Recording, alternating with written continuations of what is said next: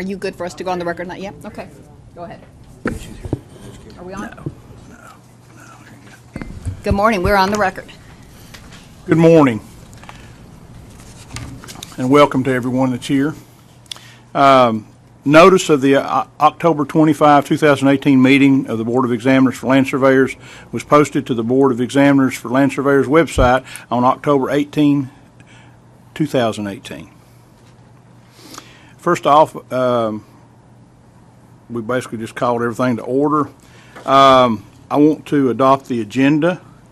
I noticed that we do not have a spot on here for our TAPS representatives, and if it would be all right with everyone, I'd like to bring them in after we approve the minutes, if Absolutely. that's okay. With the appearing for the board? Yes, sir. Yes, ma'am. You could move that, absolutely. I think they need to go ahead and be going on somewhere else as well, so Sounds I'd like to great. accommodate them if they could. We certainly appreciate them being here. Absolutely. Okay. Any other additions or corrections to the agenda? If we could get if I could real quick, just go back and do roll call, if that's okay. Yes, ma'am. All right, give me just a second. Mr. Tim Lingerfeld, Here. Mr. Jay Kaufman, Here. Mr. Jackie Dillahay, Here. and Mr. Jed McKeegan. Here. Thank you. Everyone's here. Thank you. Okay. Make a motion to approve the agenda as amended. Second. We have a motion and a second. Is there any further discussion? If not, all those in favor say aye. Aye. Opposed? Okay. Agenda is approved. Okay, the next item on the order of business is to review and approve the July 26, 18 minutes. I hope the members had a chance to review those from the email that Ms. Roxana sent out. Does anyone have any comments or changes to those? If there's no changes to the amendments, I make a motion to approve as printed. Okay, we have a motion. We have a second. Second. Have a motion and a second. Any further discussion? If not, all those in favor say aye. Aye. Aye. Okay, opposed? Likewise. Okay. Okay. I'd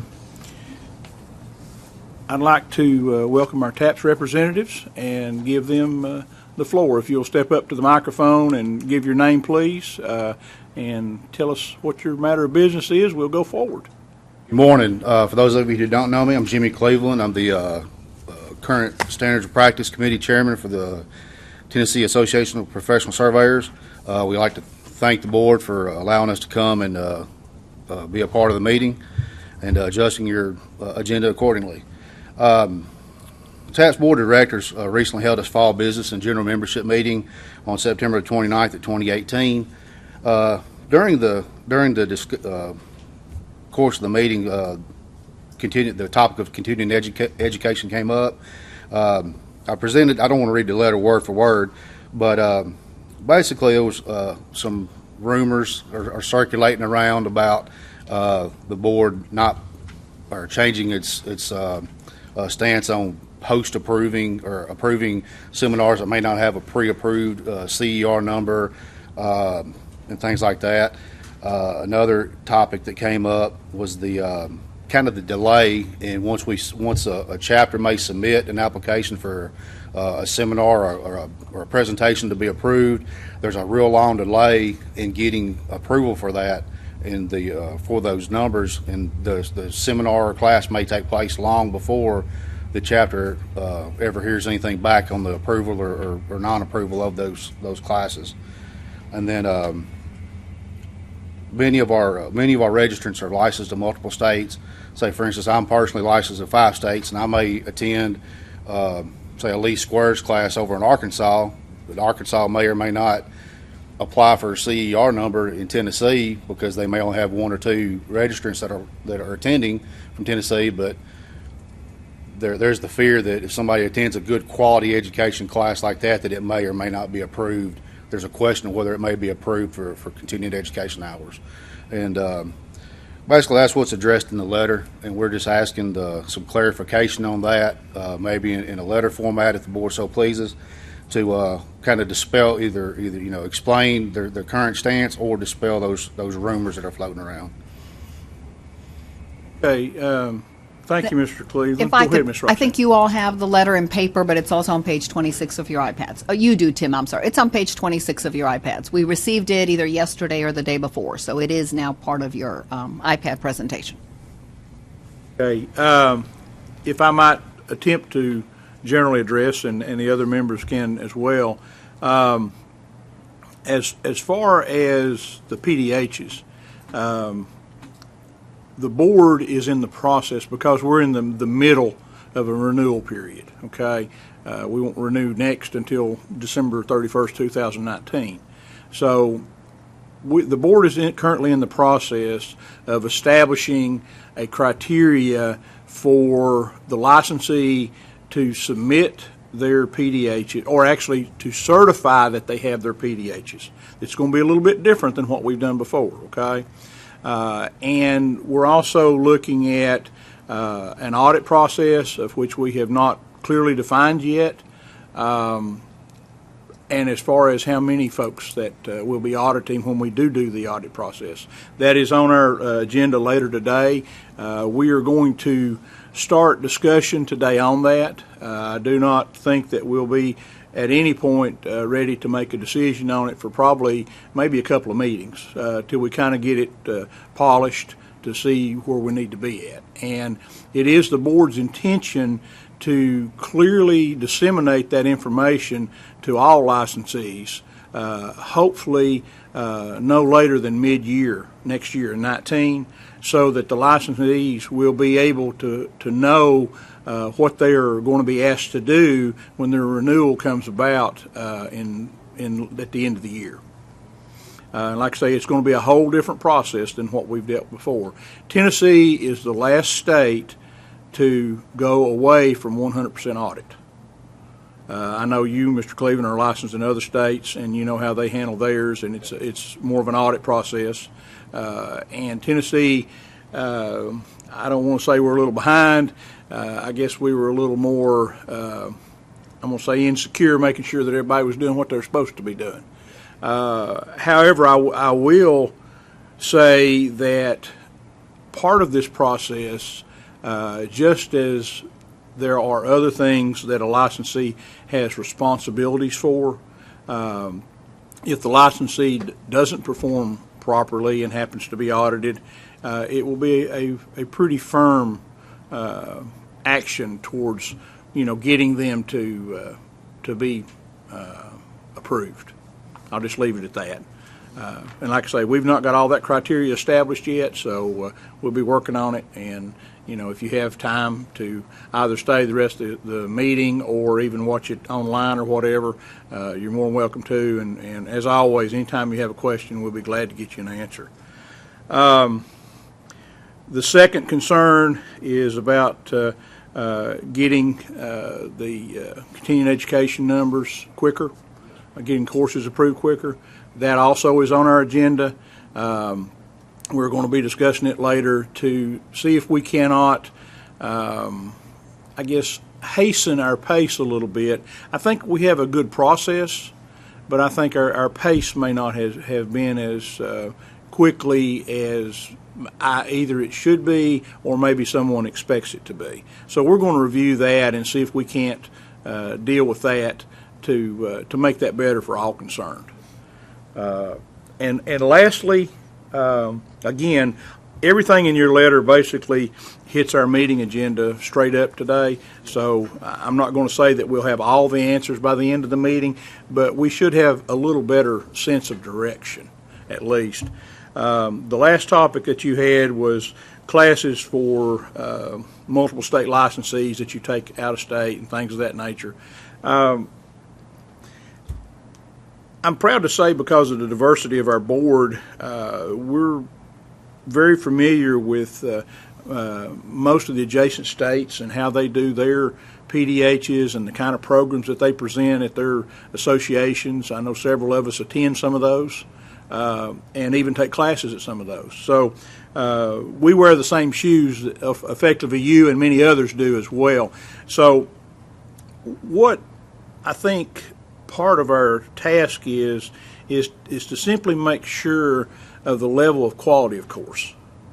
A few years back, when we changed our continuing education rule, that was the primary driving force, was the quality of the courses that our licensees were taking to further their continuing education.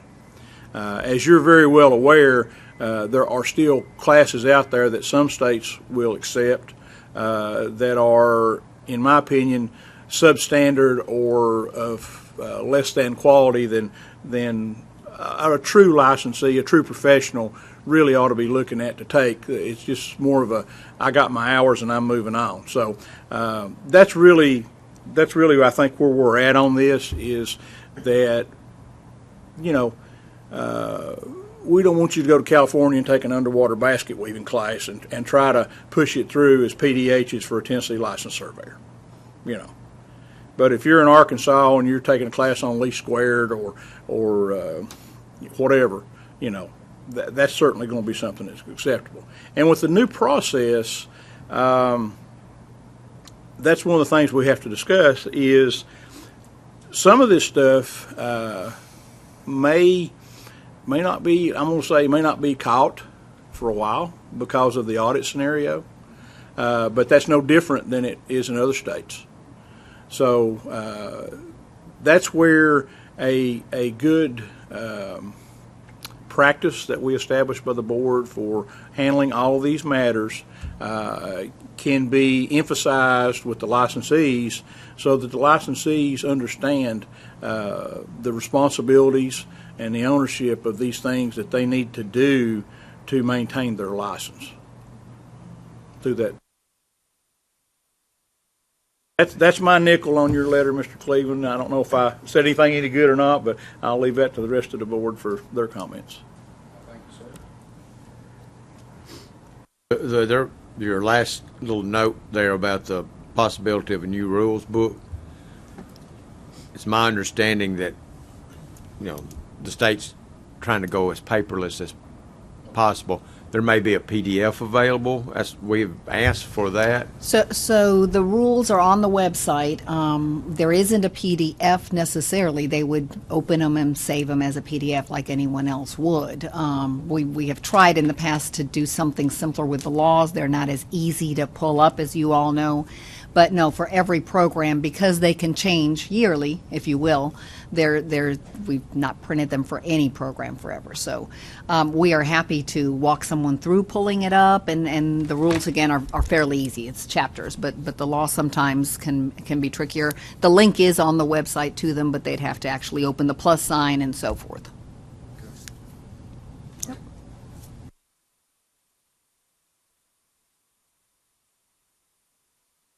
You got anything? Well, I never let anything go without a comment here. I'm not sure that the question posed was answered to my satisfaction, so I want to try and address this, especially the first one regarding the rumors circulating that the board will no longer approve classes or seminars that don't have pre-approved status and a CER number. I don't know that that's ever really been the case, to be honest with you. Now, the guidelines do state that, anyone providing a seminar that's requesting PDHs for Tennessee has to be pre-approved, and they go through the educational review and then ultimately come through here, as we'll do later on today, approve them formally and issue a CER number. That's all pretty much standard practice. Now, I understand, and I've certainly attended courses that are quality surveying education that, in my opinion, certainly qualify for PDHs in Tennessee that were not pre-approved, and the example you gave was perfect. Let's say Lee Squares in Arkansas, they didn't apply for a CER number. What I would suggest is for the applicant themselves, or excuse me, the registrant themselves trying to get approval for those PDHs in Tennessee, is to submit them himself or herself, themselves, to the board with all the pertinent information, the instructor, the location, the date, time, the content, syllabus, etc., and we can review those on a single case basis, and we've done that before. It's standard practice. I'm not aware of any rumor that we're changing that procedure. If you all know it, speak up. I don't know where that came from. I don't either. Now, the only thing that I would address is that, yes, we are changing the PDH approval process. Tim just explained that very clearly, the whole auditing, et cetera. People may, on their professional honesty basis, check, that, yes, they've taken the qualified courses, randomly get audited, and then all of a sudden they have to produce the paperwork, and there's a course or two that does not have a CER number. I get that. That kind of goes back to the ethics here. Now we're talking, look, you know the rules. We're taking you on a little more by-the-word professional basis here by going to an auditing system, and now all of a sudden you're kind of not going the way we want you to work. Now I could understand that we may give that a second look, because now, you know, you're trying to sneak it by, so to speak, you know, and you got caught. I get that. But I just don't understand the rumor. So I guess I'm trying to say that can we squash that rumor? Because I don't know anything about it, and I don't know we've changed it. We've always provided a path for gaining that PDH approval, so I'm not sure where that came from. So hopefully on the record, everybody listening here can understand that I just don't understand that rumor, and I don't think there's any truth to it. Roxana, anybody else? No. Okay. Yeah, I didn't think so either. So let's just try and get that clear. I certainly want to pass that to the president. If he would pass that on, it's not only his board but his chapters as well. But so hopefully that answered the question a little more clearly, at least to my satisfaction. It did. I hope, and I certainly hope to all the other registrants out there. So I can say, I mean, as you guys know, I've been coming to these meetings for several years since I was, since my first term as president for TAPS, and I've never seen anything turned, any quality education program turned down. So I personally knew or felt I had a good idea what the board stance was, but just wanted to present that as directed by the TAPS board to squash those rumors. Yeah, and I certainly don't want to extend out any kind of idea or notion that the board is trying to prohibit people from expanding their education. If there's a quality course offered somewhere else, go get it. We'll try to give you credit for it if it meets the criteria. I just don't want to inhibit anybody or restrict anybody from going to get that education. I want to promote it, if anything. I agree 100%. Now, I hope that addresses the second question as well. I think, again, regarding the rumor of from courses out of town type thing. Yeah, so hopefully that answers the questions. Anything further? Yes, sir. In my mind, it does. Good. In my mind, it does. So. All right, I don't want to let you leave here without answering your questions clearly. Now, you've answered my questions, and I'll definitely go back and report that to the TAPS board through a report, from this meeting. I'm going to introduce our incoming TAPS president here in just a moment, but while I've got the microphone, this is a personal thing for me.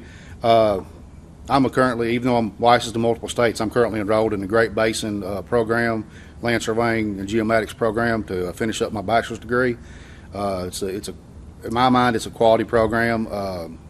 For those of you who don't know, I teach part of the review seminar at the TAPS conference every year, and in my bio it lists in there that I'm enrolled in this program to finish my BA degree. Several people that attend the seminars ask me if this program meets the educational requirements for licensure, and I've talked to the program advisor, and he sent me some information. I printed it out and put it in a notebook form for review by the board at your leisure, just to see if this program meets the requirements, and just respectfully ask that you take a look at that. So hopefully I can report back either yes or no to people that ask that question. Chairman, can I speak? Yes, sir. Good, thanks. Jimmy, great path you're going with. I strongly approve everything the path you're going through. I saw the book you printed out. It's got all the materials that we're looking for. We do need a little bit of time just to review it. Obviously, on the surface, it looks great, but obviously I want a little bit of time just to kind of research in a little bit of depth to it. I want to request to the board here, if we can, assuming that this program meets the criteria of a 4-year degree, which is what I think you're trying to get approval for, the 4-year degree, that if the board does deem it approved under that criteria, that the board issue a letter of some sort stating so. And the reason I request that is this. You reach a lot of future registrants through your presentations there at the TAPS conference, and those registrants are looking for a path, and this is one of the paths that I think we need to encourage. Any kind of education we need to encourage, but especially the 4-year degree path. And if this is an opportunity where they can meet that 4-year degree that's approved by the board and its criteria, and they can do it online, because that's a big prohibitive factor on the 4-year degree is the coursework. If they can do it online, then I think we need to encourage that and promote that. But I especially think that we as a board need to, again, on approval, state that. that this program, the Great Basin surveying program, 4-year, does qualify as a 4-year degree, and those applicants meeting the criteria and graduate do qualify under Category 1. And I think it's important that we put that on board letterhead so that it's clear and obvious for future students of that program and hopefully future registrants to ensure the quality education and hopefully encourage licensure and push the path as quick as we can. Well, on the heels of what Mr. Kaufman said, and I certainly wholeheartedly agree, something that our board has not done, and I think that we should do, is I think that we should have basically a list of sorts of these programs that, for example, like this one that you bring before us, if the board so approves and so forth. But we should have a list of programs that that are BS qualified. Currently in Tennessee, we basically have the one at ETSU and the one at UT Martin, basically, and that's pretty much it for BS. We see quite a few applications with Troy in Alabama. That's a good program. And like I say, I'm familiar with the Great Basin program. It's a good program. But there's other programs, albeit limited somewhat, across the United States that have good BS programs. University of Maine's one of them, for example, comes to mind. So it's very important, I think, that where we're at now with our education and so forth, the board should really have kind of a list, and that way as we go through things, unless the program is being significantly modified, we'll be able to kind of identify quicker when we look at our applications of which universities we're looking at, and know with confidence that we have reviewed basically that program and are able to move on forward with those applications. So, yes, I agree with Jay, and I think once we review that, if it's found favorable, I think we should produce a letter. I appreciate it. I can leave this with Ms. Roxanne or whatever Yes, y'all that'd want be to fine. do. Thank you. All right. At this time, unless anybody has any questions for me, I'd like to introduce Mr. John Winter. He's our incoming TAPS president, and let him have the microphone. Welcome, Mr. Winter. Congratulations, I hope. You can tell us after your term, so right? too. If I can get you to sign on right there. I'm sitting between two former TAPS presidents. I hope it'll be a good experience. We got a lot more gray hair now, don't we? Yeah. I'm gonna have less hair. Whoa. And then I hit this right.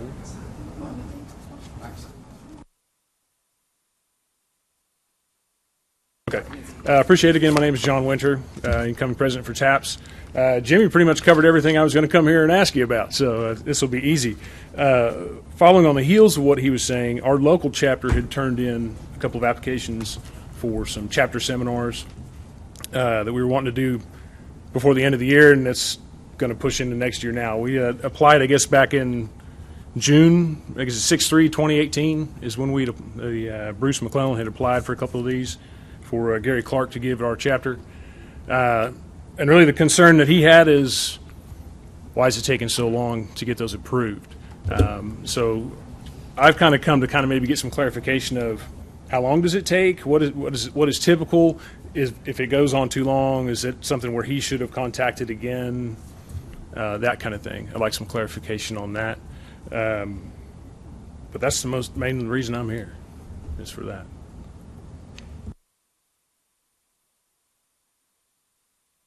I think I'll let Miss Jamie address that, because she's actually the lady that processes when it comes in. She processes it, and probably could give you a much better fix on the timeline than I could. And actually, I'm going to step in. So we are going to discuss this in our, like you mentioned earlier, and so we're going to cover it and see if we can expedite the process. I think the situation with some of these is we were waiting on 4 different individuals to approve, and 4 didn't necessarily need to approve via email. So that's what we're going to discuss, I think, later in the meeting with some time so that we can expedite it. It's one of those things that I think just with changeover in staff, we were waiting maybe for more approvals than needed because a couple of courses had been denied. And so with that, we wanted to make sure never to approve something we may have to take back. And so that's really the main reason. I think as the meeting progresses and we get to our new business and we cover it, hopefully we will leave here with a good process of what's expected, how to move them faster, and get them through. And then today you've got obviously courses on your list to approve, and I think this is one of them, so we can get them on. Okay. Okay. So I do not need to, we don't need to No, sir. reapply? No. You've got these? No, we got it. Now, are these typically think approved it's on at the today's, huh? board and then? They are approved in the board office by the process of our experts that review them, and then they're confirmed at the meetings. And Okay, so today- that Yes. adds to the timeline. Right, Okay. right, absolutely. Okay, there was some concern. We have an advisory board, and to my knowledge, it's currently made up of Bart Craddy, Mike Roberts, and Bob Nichols, to my knowledge. Is Bob still the one doing it? No, Or not is Bob Nichols. the Harris fellow? Byron Harris. Byron Harris, I'm sorry, Byron Harris.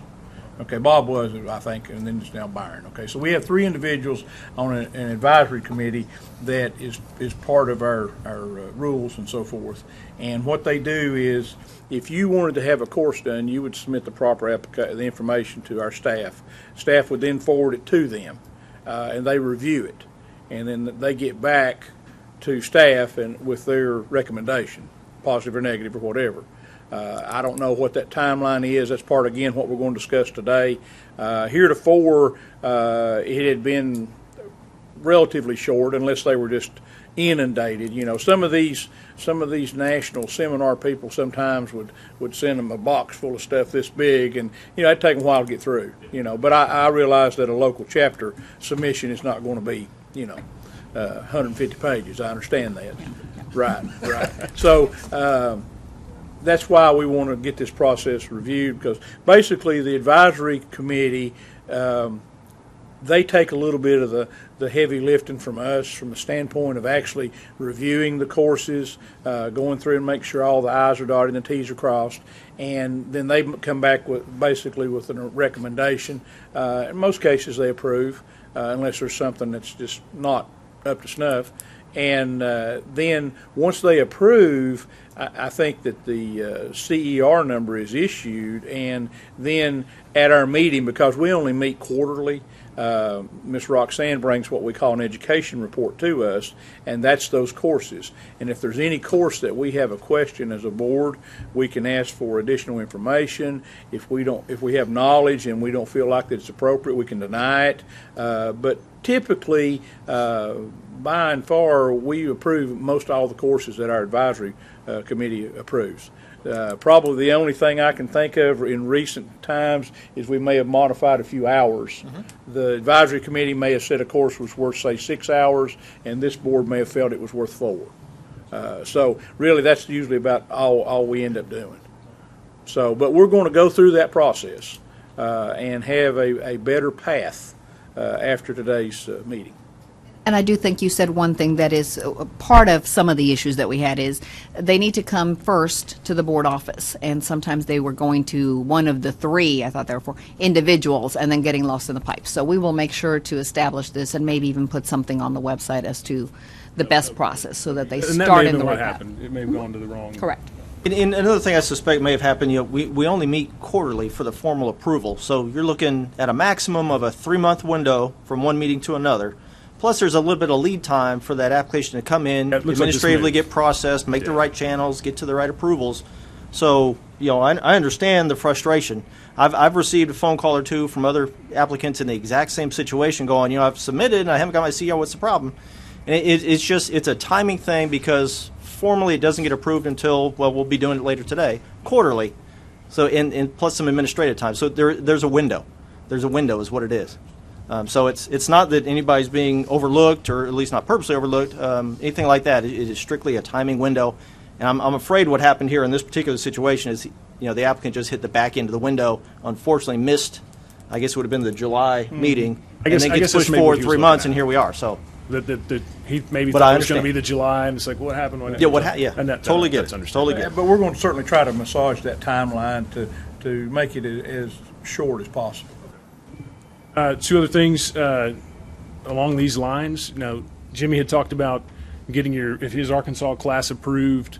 Is that going to fall under that same time frame, 4 months or that kind of thing? I think in Jimmy's scenario, that's now going to come to the forefront at the audit level. In other words, Jimmy, as the registrant, is responsible for his 15 hours or 30 hours biennial, and whatever he submits is on him from a standpoint that he understands that he signed an affidavit that says he met that criteria, and then he gets audited, and the board audits and they find out that he said he had 30, but he only had 10, then we got to go from there. Are the other 20, are they in that category that should be approved, or are they not? So that's kind of where that's at right now, I think. My concern there is I always get my PDHs at TAPS. I like to get it done done before the deadline got there. But I know a lot of surveyors that wait till the end, and that's the part I was kind of curious about, is when is too far close to the deadline? You need to be 5 months out and have your hours, and I guess that's why I wanted. That's part of some of the things we're going to discuss today. Okay. Yeah. Okay. And then the last part is you guys talking about the approved courses or the approved 4-year degrees. That would be a great thing to have. We've got some young guys in our chapter like, where do I go? What do I do? And if it's going to progress to more of almost just a BS and that's it, we have to know where those avenues are, or we're not going to have surveyors. And that's going to affect all of us if we get deregulated. But with that, I appreciate. Don't use that word here. No. Well, and I joke about it, but that is my concern. It's harder and harder to get surveyors, and then we're going to make it harder and harder to get licensed. At what point are we tipping that scale? It's a thin line. It really is. Yeah, it makes me nervous. So, yes. But I appreciate your time. Thank you very much. Real quick before you step out, a couple of things here I want to address with you. First of all, congratulations on the presidency. Appreciate it. I look forward to having you serve there. Second thing is, I'm going to make a friendly request of you. Over the past couple years here, and until recently, I guess, TAPS has, at our request, and I hope I'm extending the request for all of us, provided a TAPS representative to be here at our board meetings to just give an update, just like what you're doing here today. Usually it's just somebody local because it's convenient. But over the last couple meetings, that's kind of fallen off, which I understand. We're all busy. Everybody's busy right now. I get it. That's great. I just want to make a friendly request that TAPS extend a representative to the board meetings. We want to hear from you.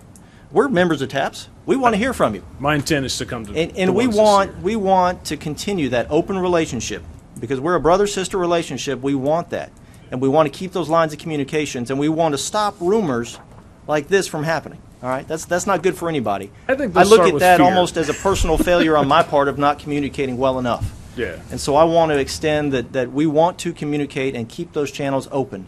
So that if you could, just ask a local representative, if it's a chapter president or just a local board member, if they could make it on their time to be here and just give us a general update, extend questions, much like you have. You've traveled a long way this morning. You got a long travel back. I'm sure there's probably somebody locally that could do that maybe a little bit easier, more convenient for them. But I just want to extend that invitation and try and keep that line of communication open. I'll make a commitment that if I am available. Secondly, I would like to just if you would pass on to the TAPS membership that we're available to speak by phone at any time. Now, we cannot speak as official board business, but as a member of the board, I can give you my, just me opinion, not mine as a board opinion, but the phones are open. Please, if somebody has a question like applications or qualifications or things like that, I am more than open to answer the phone and give them my interpretation personally of what it is. Now, it won't be an official board answer, but it will be, at least from my experiences, a good beginning for them. And maybe my answer is, well, you need to present that formally to the board, or maybe I can just answer the question real quick. But we're all available. We all have telephones. I want to encourage those open lines of telephones so that if they have those questions, please ask. Please ask. Don't be hesitant like that at all. And lastly, if you would, extend the open invitation to the local chapters to invite a board member to their meetings. Again, they can't speak on board business, but they can at least extend their experience of what they've had before. So I hope I'm speaking for all the board here. Jed, you too. that we're more than welcome, more than willing, I should say, to extend any help that we can. I appreciate that. Okay. Appreciate that very much. And Thank you. if I could just add, the website has the main email for the board office. It doesn't have mine on there, but I will make sure that you have it. The same thing, I'd almost rather answer questions, and that way we can actually, at the board meeting time, debate things instead of, I don't do rumors real well, so I'd much rather answer questions and get it right. So Thank you so much. Yes. Can I ask a question before you leave the podium? And maybe this is a good idea or not. Would it be helpful if he's going to come to all the meetings for him to give questions he wants to ask ahead of time to Roxanne or a board member that we can? Sure. Absolutely. No problem. You have her contact info, I'm assuming? I can get it. Yeah. Okay. I'll give you my Absolutely, contact. absolutely, yes. No, that would be good, because you guys aren't, I don't want to hit you guys cold, because. Get real upset if you jump at us. And we can't answer. give a Yeah, good it's cold. We answer. can't You answer give a your good informed questions. answer, Yeah. and it kind of defeats the purpose of even being here. Absolutely. We want it to be productive, understand so, yeah, that sounds great. Thank you very much. Thank you. Have a safe trip home. Appreciate it, thank you. Ms. Roxanne, before we get to the education report, I'm remiss, I should have said this earlier, but I would like to extend my personal gratitude to Mr. Kaufman, our former chair. He did an outstanding job for the last 3 years, and I appreciate everything that he did. I wish that I had his demeanor, his calm, his tact, all the good attributes that he has, I don't have. I'm just the total opposite of Jay, but no one here appreciates the job that Jay did any more than I did. And I just personally wanted to thank him myself, and I hope the rest of the board felt the same way. Well, thank you, but I think, Tim, you know from past experience, Jackie, you as well, it only looks as good as it does because of the administration. That's right. Yeah, we all know That's that. There's no secret there, and Roxana and all her staff, they just make it easy. So there's nothing to me. It's all to Roxana and her staff. So You're sweet. You always still have to have a good What it leader, is. no matter what. You are all sweet. If we could, I would like to turn it over to Mr. Anthony Glandor for a minute. I think you all have met him, and I want to make sure that he gets a chance to introduce our new attorney. So, and Tony does have to leave us, so I'm going to turn it over to him for just a second so we have everything. Good morning, gentlemen. Thank you. I'm Tony Glandorf. I'm one of the chief counsels here at the Regulatory Board Division. We've had some recent changeover with our legal staff in the last month. And you previously had Mark Green as your chief counsel. He's now been promoted to our deputy general counsel, so he is now my boss. And as of part of the changes, I've been given this board along with some others to be the chief counsel over. So I've come today to introduce myself to you all. I believe I had previously been the chief counsel over this board, maybe in early or late 2014, but it was just for, it was not for a substantial amount of time, and I think I may have only come to one meeting at that point in time. So I thought it was necessary to reintroduce myself, and I'm here to also introduce the new attorney that is for the board, Ashley Gino, who, as some of you met earlier today. Ashley has come to the department in April. She also represents other boards, was recently given the Architects and Engineering Board, intentionally done so that she would be the board attorney for both land surveyors and architects and engineers, and I know that you all attend some similar conferences and whatnot and are in the similar fields, and that way we'll have a consolidated mind when we help represent these boards. Ashley's also does work with the funeral board and the burial services program with the regulation of cemeteries and funeral homes.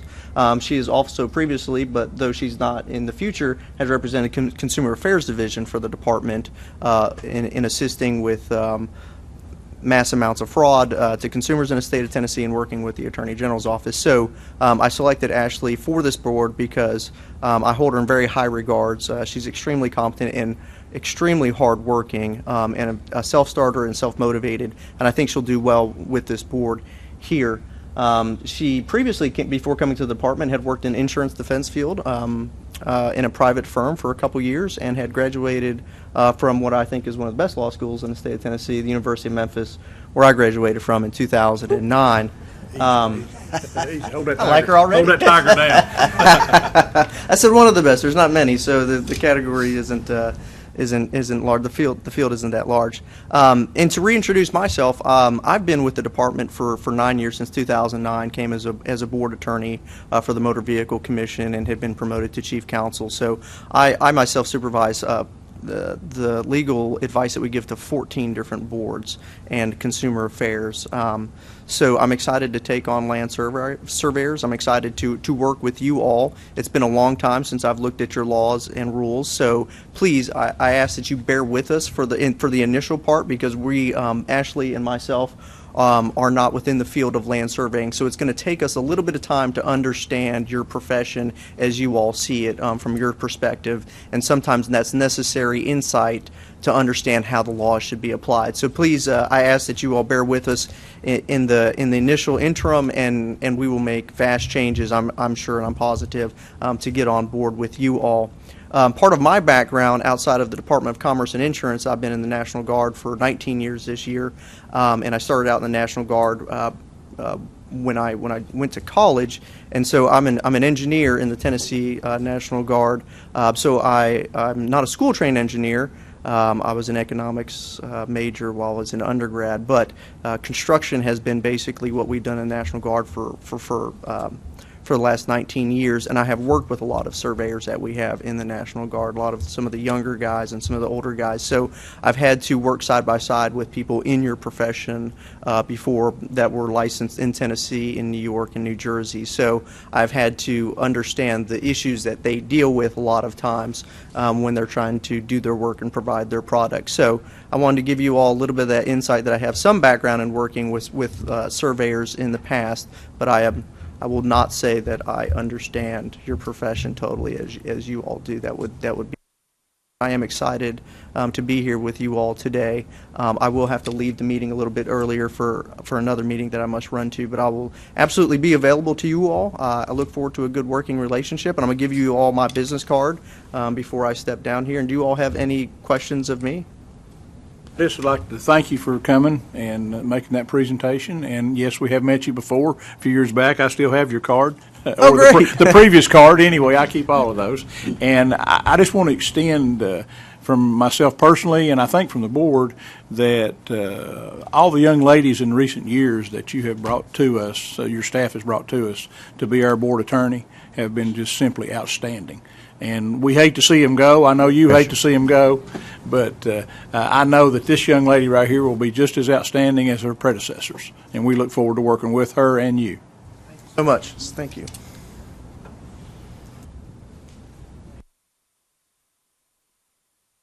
Thank you. Thanks.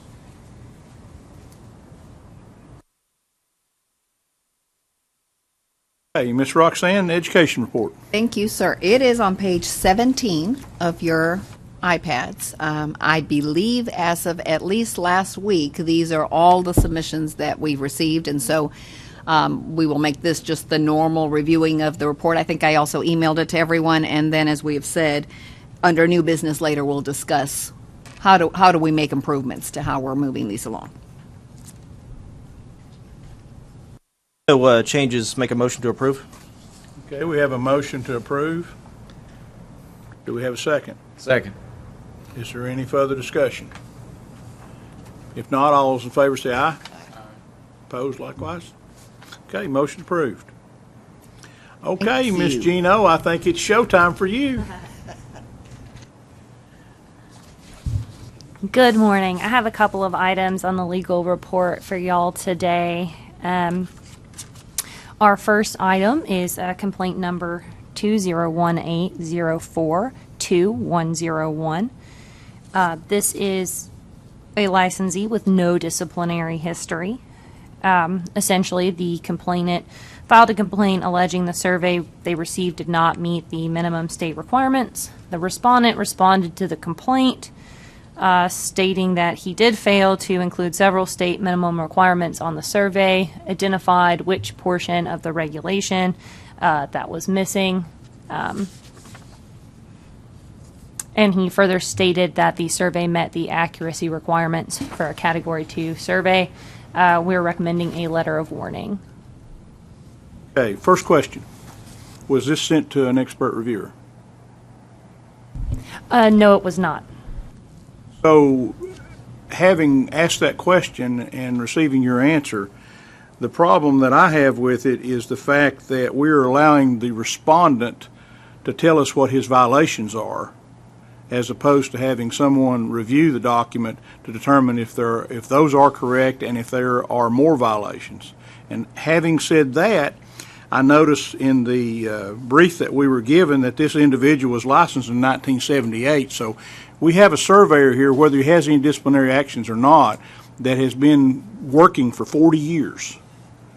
And now he comes up with a short list of 5 items here that are things that clearly should have been on the document, and there may be other things that may not be on the document because obviously I have not seen it, nor has an expert reviewer reviewed it.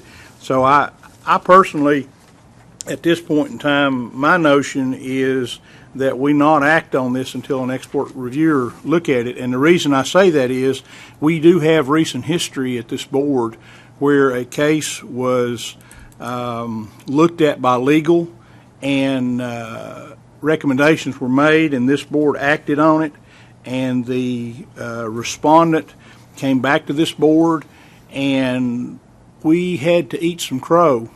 And it had to go back to an expert reviewer, so forth and so on. And ultimately, the decision that this board made was reversed once all the facts were found.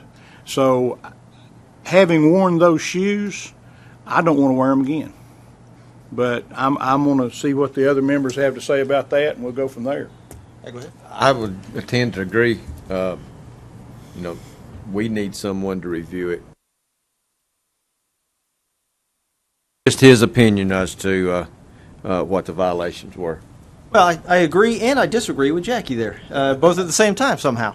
I agree that in a situation like this where there seems pretty obvious that there are issues with the plat, missing some of the minimum standards that are required, potentially have a violation that could result in civil penalties, could. The way I disagree with it is that actually in defense of the respondent here, it is possible that if an expert reviewer were to go over this, may find that in fact he's not in violation of some of these things he's self-reported. I do appreciate that the respondent has self-reported himself, herself to these violations. I appreciate that, kind of like an NCAA thing, But I really think that before this board takes any action, whether it's minor or major, that an expert reviewer go over this plat and at the very least, agree with everything the respondents come back with, in which case we haven't lost anything, or possibly may find more or even fewer violations, which would only help the respondent. I really think this is a prime example of something that the expert reviewer is there for, quite honestly.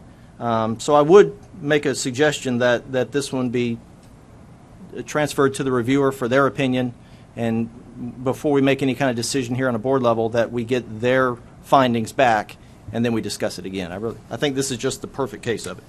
And Ms. Gino, I would like to say to you that this being the first one you've presented, I don't want you to feel like that I'm trying to chastise you in any way about this. But like I say, once burnt, always learned, for whatever that's worth. But, clearly there are a lot of cases that you will see over time that are not meritorious, and they're not meritorious towards having expert review. I mean, we understand, it costs time and money to do that, but with the way we function now, being so much different than when Jackie and I first started,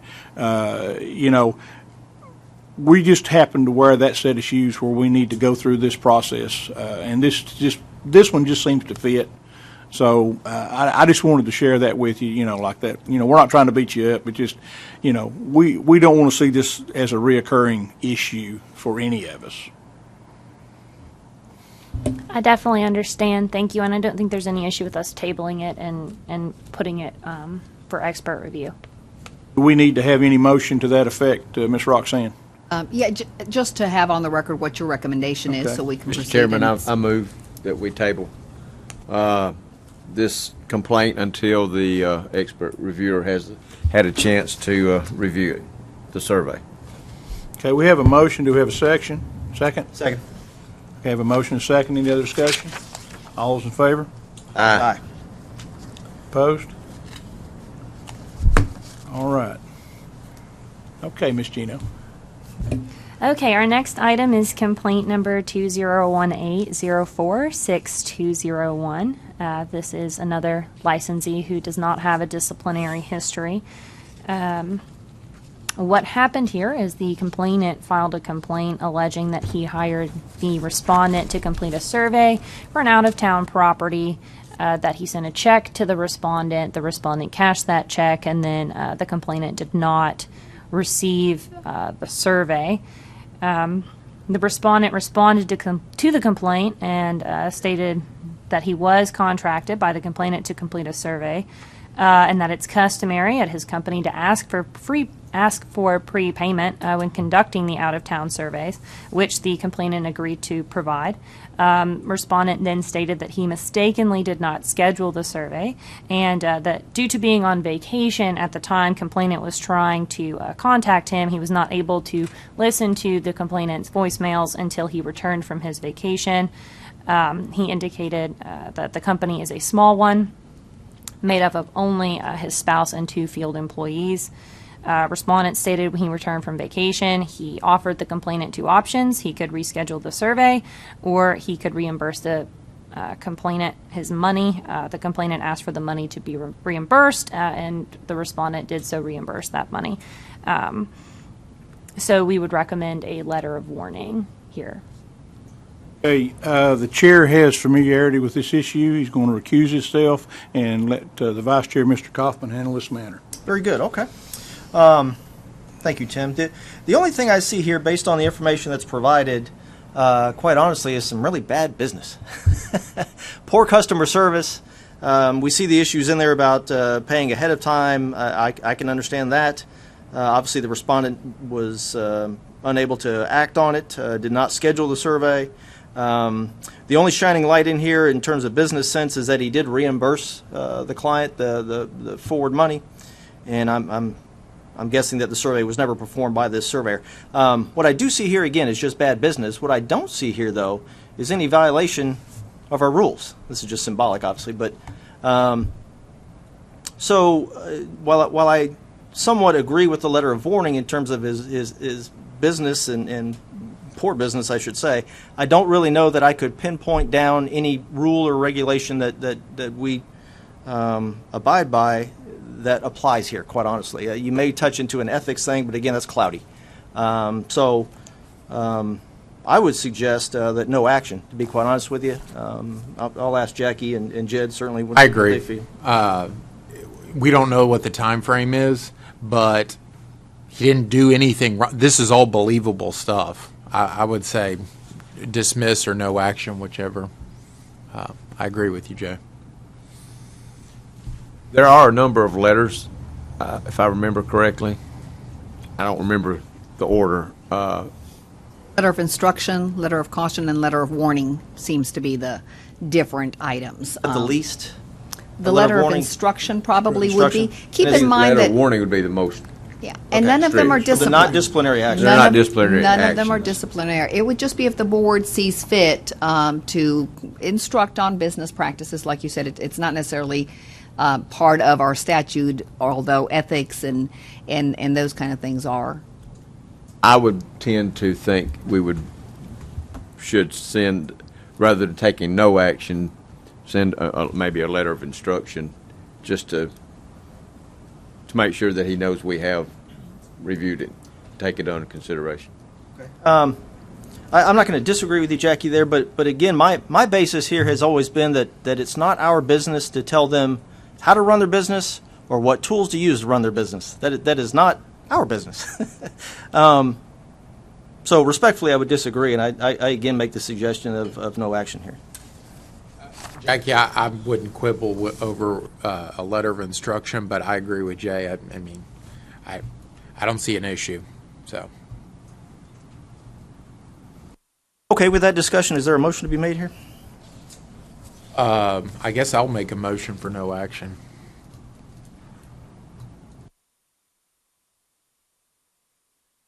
Any further discussion on that?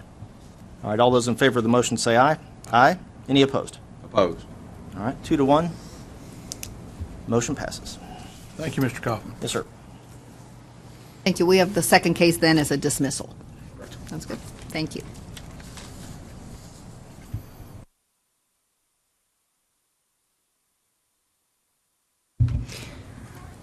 Ms. Gino. Our third item is complaint number 2018-05-6691. This is a licensee with no disciplinary history. As you can see, the summary is a little long on this one, and this one was sent out for a expert review. Essentially, the complainant here alleged that there were material discrepancies in the survey completed by the respondent. Complainant alleged that the survey had been or the complainant alleged that had the survey been executed correctly, that the property boundaries would have changed, and this would allow the complainant to gain more land. Complainant further alleges that this gain of property would have taken property from a person that the respondent knows, and that the respondent should have disclosed the conflict of interest. The complainant also alleged that the measurements on the deed were incorrect, and that the actual physical measurements on the ground were not the same, and that a septic tank's associated drain field must be located on the same property, which it isn't. Complainant then stated that the respondent refused to acknowledge the mistakes that were on the survey. Complainant stated that they contacted the respondent, asked them to return and finish the job to correct the purported mistakes, which the complainant stated that the respondent refused to do. Complainant ended up hiring another survey company to complete the survey, and complainant requested the respondent refund the money that he had paid for the initial survey. Respondent responded to the complaint, essentially denying the claim by the complainant and standing by the respondent's findings in his survey. Again, this complaint was sent out for expert review, and the expert reviewer could not find any violations of the rules or laws by the respondent. So legal was recommending dismiss.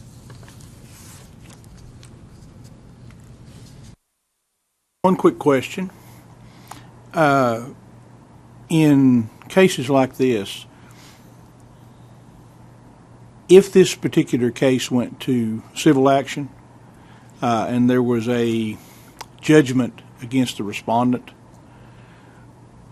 would our action today affect whether or not we could look at that in the future?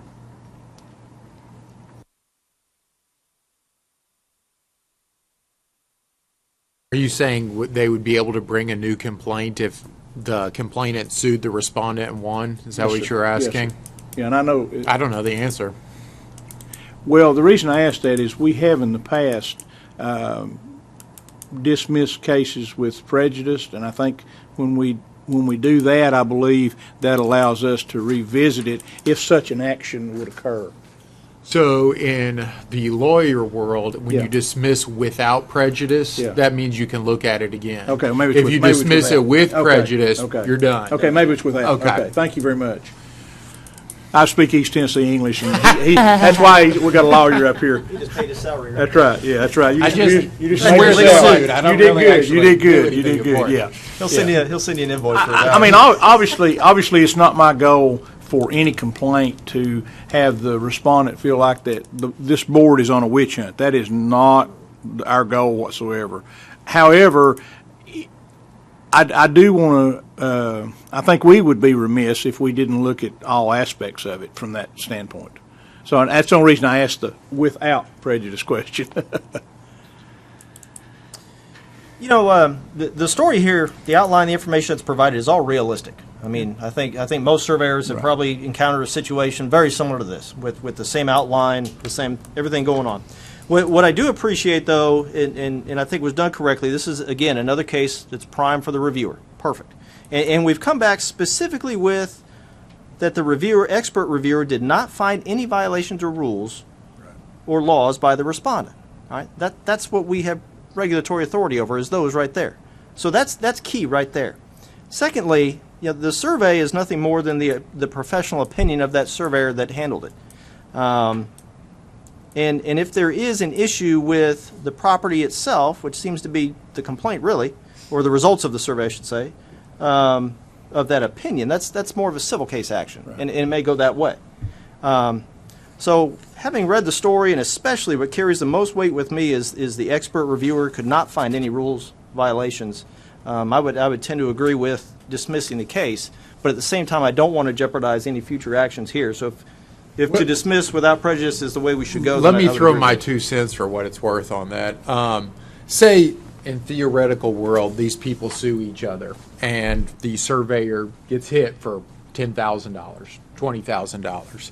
Well, the person who would be deciding that what's owed He's not a surveyor, definitely not an expert reviewer. And so I would carry more weight on what an expert reviewer says about it than I would 12 Joe Blows we pick off the street about what's at stake. So I think I would tend to lean with what the expert reviewer says as opposed to what potentially may or may not happen in a civil case. But that's just my thoughts.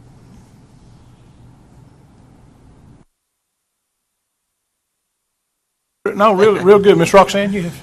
No. I Okay. think you have, and keep in mind that if for some reason you should decide at a later time or a new case is filed that brings this up, it can be opened again.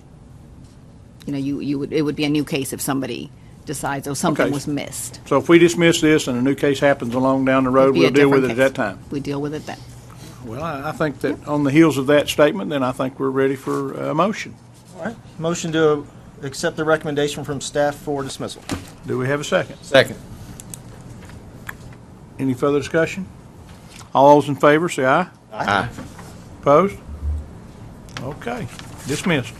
Good job. Thank you. Item number 4 on the legal report is complaint number 2018054071. This is a person that does not have a disciplinary history, but their license status is currently expired. This person appeared before the board at the July 2018 meeting and stated that he had spoken with a member of the board staff and found out that his license had expired. According to board staff records, respondent failed to renew his license by December 31st, 2015. And at that time, the board approved opening the administrative complaint due to the potential unlicensed activity. Respondent responded to the complaint stating that he did not find out his license was expired until he appeared before the board in July of 2018. He also stated in his response that he did not plan to continue surveying until this matter had been resolved and his license had been resolved. This matter was sent out for an investigation.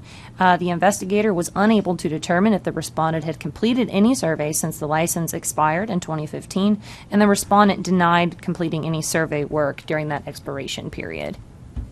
So legal would recommend a letter of instruction. Okay. I believe cases 4, 5, and 6 are similar. If Yes. the board recalls, we and dealt that with this before. And that was where I was going, Ms. Roxanne. thank you. These three cases are all very similar. The question that I would have, if I was able to question the investigator, would be whether or not his determination was based on a conversation with the respondent, or whether or not his determination was based on going to the local courthouses and determining whether or not there'd been any recorded plats. That would be my question, because there's a huge difference.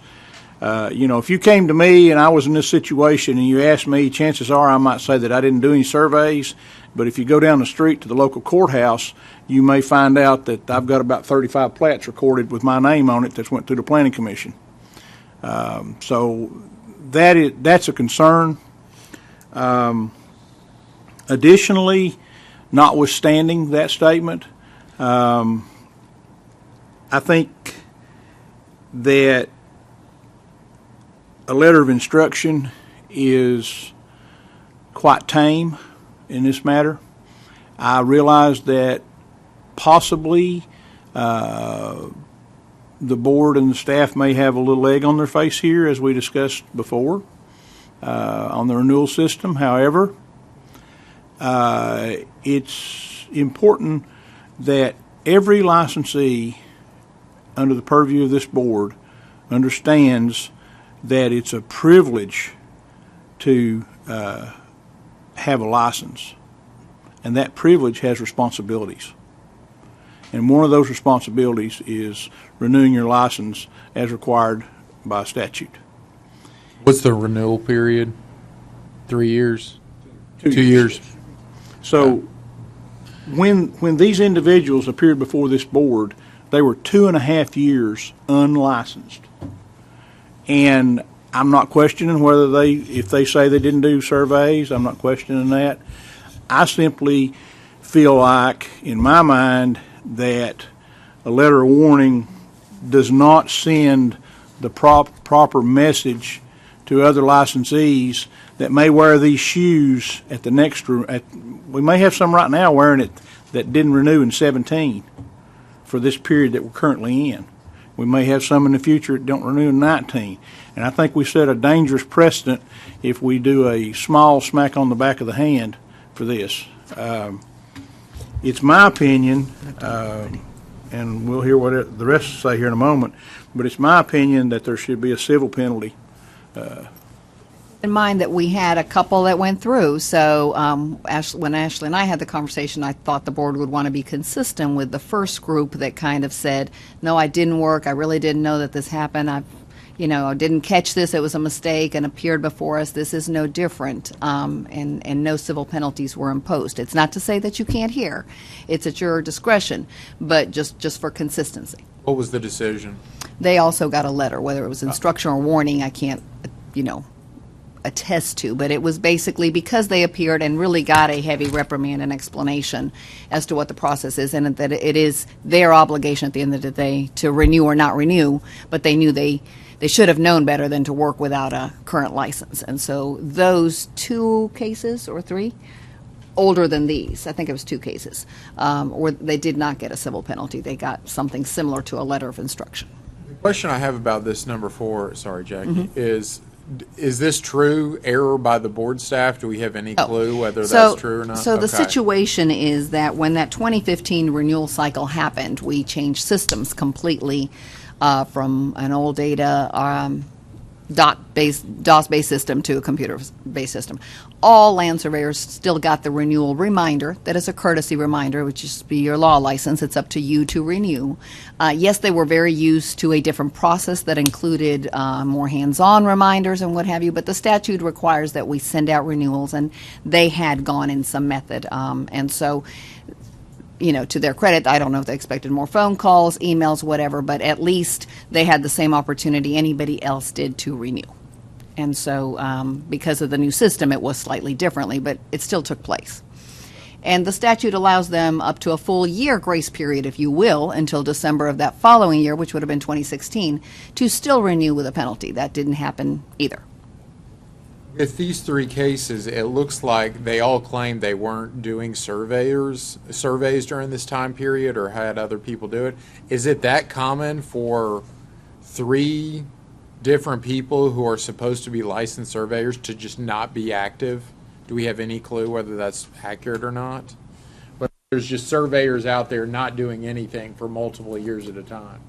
Well, if that's the case, they have to reapply completely after that year. So the reapplication process, and you'll see with some of the applications we're going to review at the end today, it's a heavy application. It requires plats. It's a lot to do. So if they didn't renew timely, they would need to reapply. I don't have statistics on how many have gone through this, but it has happened with every renewal cycle that folks haven't done it until after the fact, and they reapply. Roxanne, I'm sorry, go I ahead. think there were, in one particular case, if I remember right, he was working for a company, so he probably was surveying. He was just someone else was Signing off on. So Yeah. he was working Yeah. under the Got it. supervision of someone. That may be the case on one of these here too. I don't. And they appeared before the board, which is completely separate from this. I don't believe any of the 3 have actually reapplied. That's not to say that they will tomorrow or not. That's separate. But I think at that point the board had an opportunity, obviously, to explain the depth of working unlicensed and how it should have gone and their responsibility, and that, with our change, yes, maybe they didn't reach us or get the same form they're used to. Did Tim yell at him enough during that? I believe he did. I Tim believe yelled he at did. us pretty good. Yeah, he really did. The other thing is that they were imposed with, it wasn't a civil penalty, but there was a monetary outlay for them because of the Late fees. late fees. Yeah. If they end up reapplying and Reapplying, so yeah. forth, yes. And what the board had the discretion to do, and the reason they appeared is in all 3 cases, same with last time, is we waived the exam. That's really the only thing at the purview of the board, is to waive that exam that you can imagine after many years or decades of working, no one wants to go back to take. And so that's really what they came before the board to do, is ask permission to have the exam waived. They each explained what they did or didn't do.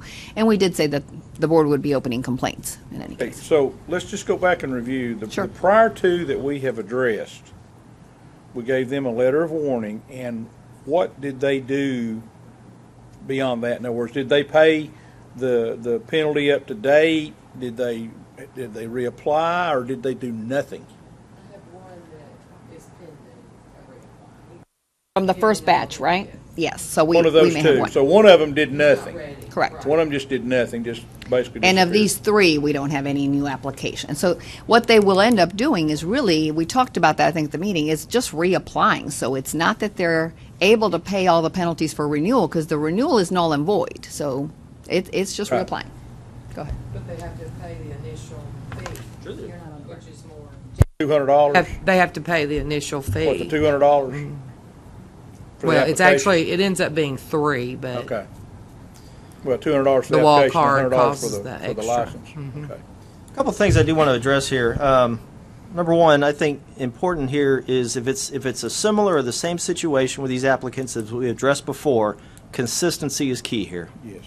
If I understood on the prior two with similar situations, the board issued a letter of warning. I think if these apply to be similar, we need to stay that course. If they're okay. Second thing is the whole notifying by the board of the registrant. Yes, the board is supposed to notify the registrant to the best of its ability. I get that. That doesn't fly with me in terms of an excuse of why they didn't renew their license. That has never flown. And I address that specifically on these cases where these have been registered, licensed since for 18 years, 30 years, and 8+ years. They've done it before. We all know we got to do it if you're going to maintain your license. The I didn't get notified doesn't fly with me, so that holds no water. And so anyone else that's going to come in front of this board in the future and use that as an excuse, that ain't going to work with me. But I do think the important thing here is the consistency of the board. We maintain what we've done before. We do it again. If there's something that's different about these cases, we'll readdress it. But I don't see any changes here. So with that situation, again, just addressing item 4, I think we need to stay like we have before with the letter of warning. Thank you. I just wanted to quickly address your concerns, Tim. With all three of these cases, items number 4, 5, and 6 on the legal report, we have no proof of any unlicensed activity. So a civil penalty would be a difficult thing to assess and prove here, because that's really a settlement offer, and then the respondent did not accept the settlement offer, the civil penalty offer. We would go to a formal hearing, and then we would have issues at that stage because we have no proof of any unlicensed activity, just that they let their licenses expire and their. Well, thank you for that. Two things. One, I agree wholeheartedly with everything that Jay said. We do need to be consistent, and I think you've all heard me say that many times before. We do need to be consistent. But number two,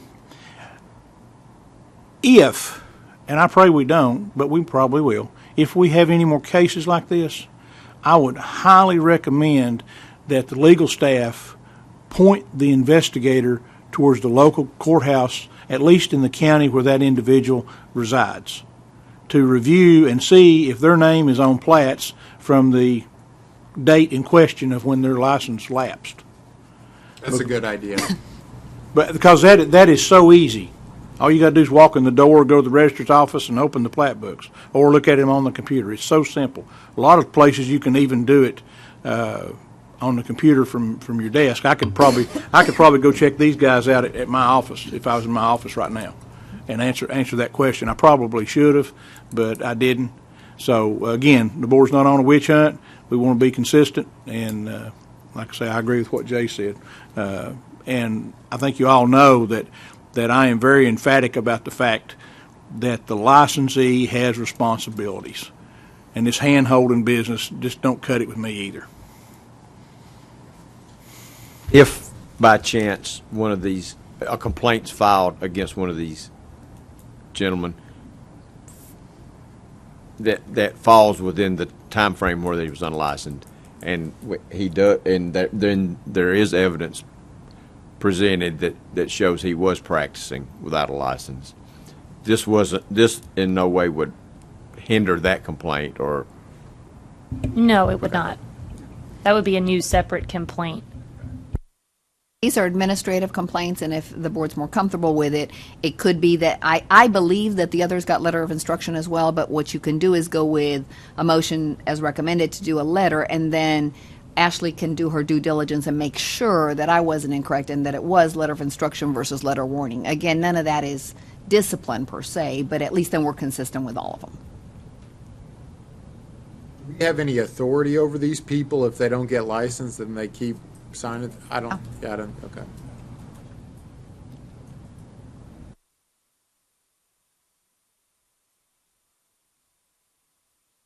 Any further discussion?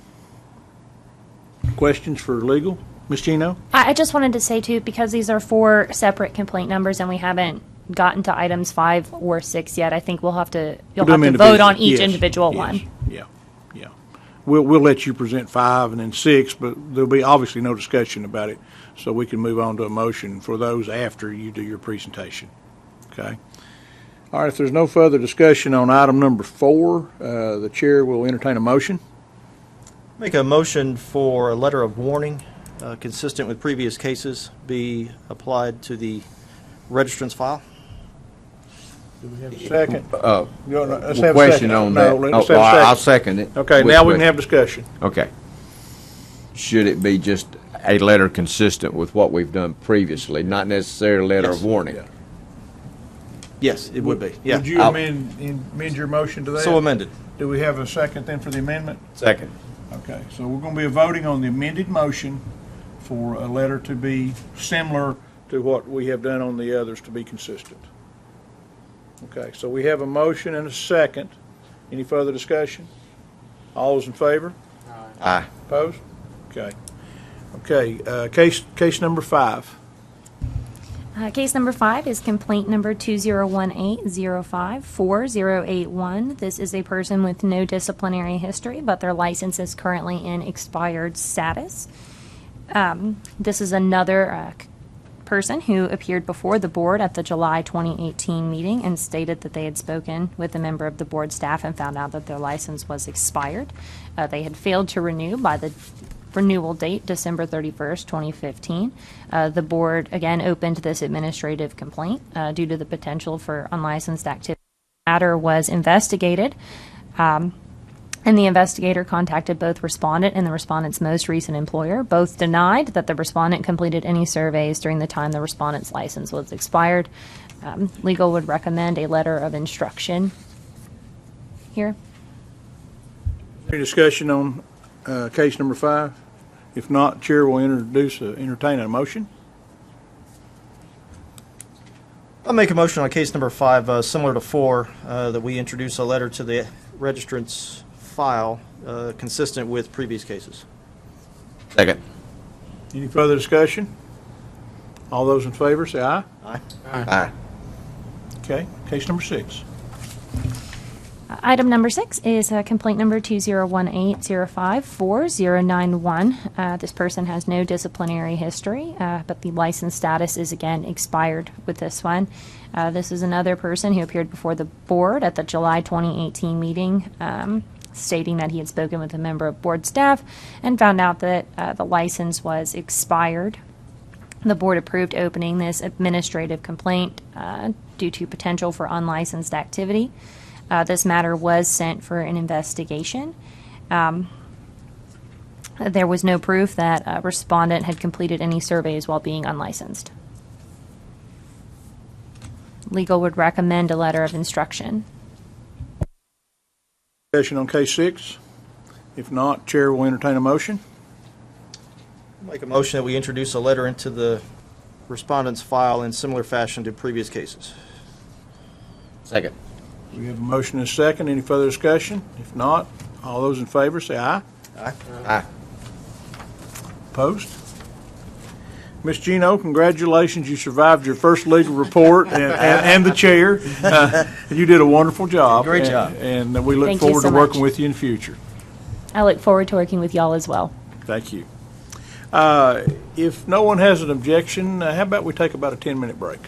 Wonderful. That was going to be my request.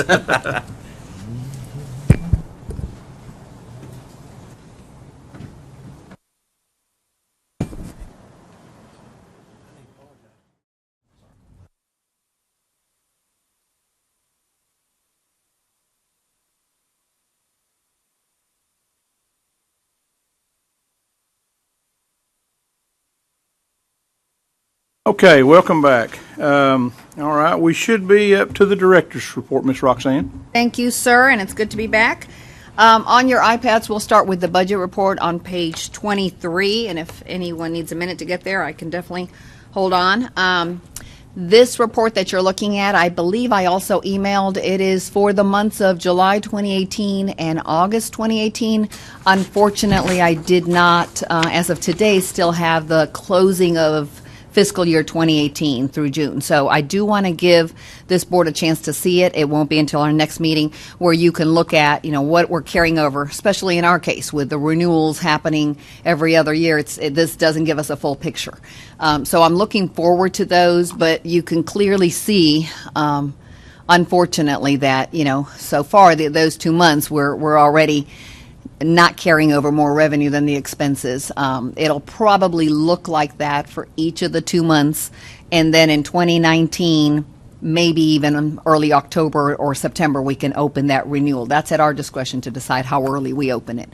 And so I do kind of have some concerns. And we're going to go over, I think here next, I don't want to go from one thing to the other too fast to give you all plenty of time to ask me questions, but with our licensure numbers down a little bit, and we'll look at those, I do have a concern about the expenses. We're going to try to cut as much as we can, where it makes sense. So anytime a case should go for reviewers and have that expense, we obviously want to send it. But anytime I think legal or we think that it doesn't need to, that is an area, obviously, of expense we can sort of control. The way expenses internally for the office, my expenses, those things are being divided now does help the board not have as many expenses because we're shared. So that's a good thing. So hopefully we will almost make it and be in an okay shape by the time we come to renewals. That's kind of the goal. Is this the time we ask you questions about Absolutely. this? Okay. What's your number one concern on this piece of paper? My number one concern, just looking at it midway through the renewal, if you will, is that we're not bringing in enough new licensing numbers and revenue to be able to be a little bit more comfortable with our numbers. We don't do civil penalties, and that's not a bad thing by any means on our complaints. And in a minute, we'll look at the complaint numbers as well, just so you can have an idea. So we just don't have a lot of flexibility other than talk about how to maybe those paths for new people joining the industry and so forth, so our numbers can at least go up a little bit if that's a possibility. I don't know that we can cut back a whole lot more. I think in travel, we have some control, things such as attending the NCWS meeting. This last time we did have the attorney go as well because we had 2 different attorneys. And it's not that that's huge numbers, but next time we'll have one attorney between the 2 programs, which would be the engineering and us. And then you can split the cost a little bit better for travel as well. Let me ask a question about that. Sure. Does the state allow you or the attorney to accept NCWS funds for travel? Only that first time when you were a first-time attendee. So when we are able to have Ashley go, I believe that they might pay for the attorney. I know that they do for the executive director, but only once, only when you are new. So this particular time, unfortunately, because I'd gone with the land surveyors board, they didn't let me, even with the engineering board, go at their expense. So, and the reason I asked that question is you should have got one of our funded positions because I'm funded as an officer. So as far as this board goes, I'm out. It's just like I'm not even here. Okay. Yes. So Jackie and Jay got 2 funded positions, and we had a 3rd funded position, and either of you could have taken that. It did not count. We could not. We actually asked a couple of times if it could count either towards Sarah or myself. So we picked up both. As in asking the state or as in NCWS. Oh, really? Yes. Yes. So we paid for each of those through the land surveyors, and then in A&E, I believe A&E paid for mine, and then Sarah would have come out of this program. I'll have to ask that question because I thought that was part of the intent of that last motion that we did was to allow the MBAs to be part of the funded. Not if they've already been funded once. I believe it's only that first time.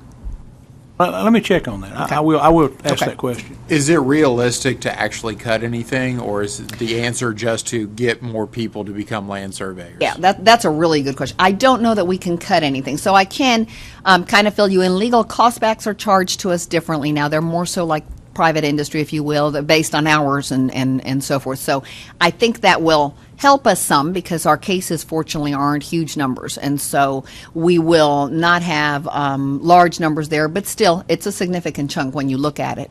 And so Ashley is handling the litigating side of the cases as well as our board business, so that keeps it pretty streamlined. But I just don't, if you look at the numbers, there's really very little area. I mean, the percentage of my salary is minimal, and then of Jamie's. We may have 2 itty-bitty portions, not even a full body. So I don't know that we really can. I agree with you. Will this not self-correct when the renewal? I don't, because our renewal numbers are down and our licensing numbers are down, it's going to, we're going to have less for the self-correction. We're going to make it with fewer funds till the end. And you know, depending on how many new folks we get on, we may be okay. But obviously, always at that last period, we're low. I just don't think this time it's going to carry us. That money's going to carry us quite as far. Who do you review with this? Do you review this prior with somebody in the Treasury Department or something like that, or do you prepare this on your own? This is actually prepared by the accountant for all the regulatory boards. Okay. So the good thing is they're actually preparing for 27 programs. Okay. I happen to have 15 of those. The assistant commissioner reviews it, so there's plenty of folks that actually get into all the pieces. A lot of it's very automated, as you can imagine. Our licensing is what our licensing is, so it's doesn't give a lot of room for changes. The cost backs for both legal and administrative, that wouldn't come from me. It's coming from the accountant and assistant commissioner's office and so forth. So, and then they prepare it and hand it to us. And really, unless I see an odd mistake in the expenses themselves. And I agree with you. I'm sure I'm not looking at anything earth-shattering based on past, but I assume if things were to continue to not get renewals, there would be something that we would need to address, like, hey, make it easier to become a land surveyor or jack up the cost of the renewals or something like that. Those two avenues. You're absolutely Okay. right. Okay. Absolutely right. So this report might change a little bit. I do have been told that some of the lines that we're going to have a couple more extra lines for you to review. Like if you notice customer service, again, minimal numbers because they're divided between all the programs. For the month of August, you've got $265, so it's minuscule. But that is, where we have centralized folks that answer all our calls, that do the emails, and then when they can't answer the question, comes back to our experienced people in the office. So again, those are savings that otherwise would have been part of that Edison payroll expenditure. Okay. Yes. You mentioned the licensing numbers. Are you going to address those? I am, and I'm trying to. Okay, so next on your iPads, I have a kind of an image of a complaint report to talk a little bit about our complaints. And so this is the cases that we heard today. The 6 of them are on this report. We have a total of 8 open complaints. 6 of those were addressed today, so nothing different. But I do want to, at each of our meetings, kind of show us our total open numbers, mostly so you can see the age of the cases that we're in compliance and trying to present them on a timely basis, and that's where those 6 fell. And I think we've got only 2 right now that are authorized for formal hearing, and that's, they didn't agree with the consent order as we presented it, so we move forward. Just to keep you abreast of how many cases we have. Obviously, 8 is very low, right? Because today we moved 6, and of the 6, 1's going to be delayed. And so, I again, just to point out that I think our complaints are in good shape. I think we're doing our due diligence to protect the public. The numbers look right, and so that's what that report is. So I do want to give you licensing numbers. Let's talk for a minute. And I don't have it in the form of a report. We have in our new system what's called Tableau reports that we are going to be able to, hopefully in the next month even, perfect. So you will see good licensing numbers moving forward.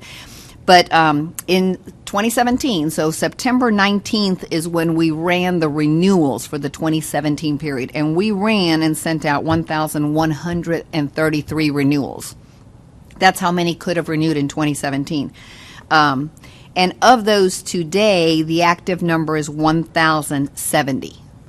It's on a page somewhere on It our. isn't. Oh, okay. So I am so sorry. I was Okay. going to try to put this in a graph, and I thought I was coming at it from a lot of different reports because I wanted to give you some stats back to 2000 and just didn't have a quick way to put this together. Okay. So again, we sent out 1,133 potential renewals in September. Those are the folks that would have needed to renew by December 31st, 2017.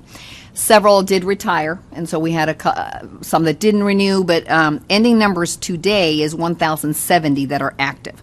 So then, and I wanted to kind of give us that number. So if only 1,070 renew in 2019, we're looking at a decent drop. Then what I did is I went ahead and looked out at periods of 5-year increments of time. So between 2000 and 2004, we obtained 211 brand new licenses. An average of 42 new individuals got licensed in that 5-year period. The next, What was the time period again? 2000 to 2004. Okay. Okay, so I kind of went back to where I knew our data would be accurate and I could trust. 2005 through 2009, we had a total of 154 new people. That was 31 new folks, so a slight drop. 2010 through 2014, 143 new people in that entire time frame, so 29 new people in that 5-year time. So you're kind of seeing my pattern. And then I took 2015 through today. Obviously didn't divide it by 5 because that made no sense, but that gave us a little less than 20, right at the 20 count. What was that total number? 82 people between 2015 and 2018. I ran this on October the 12th. So 82 people. It's not 5 years. And so, we've got a lot less coming on board that we obviously are aware of. I just something for us to talk about. And I think it's a great opportunity because we're also early on talked about welcoming educational items and having a list available for our licensees. We obviously are not getting a lot of calls of interest. There are professions I can say they've increased, and every day we're getting more, and I've got to put things on the website and figure out how to better address these people coming in. That's not happening here. That's not, so therefore maybe us reaching out is the way to go. And we've talked about through TAPS. I'm available to go to TAPS, the schools, with one of you, or I know you all are. Just moment for us to kind of think about what can we do.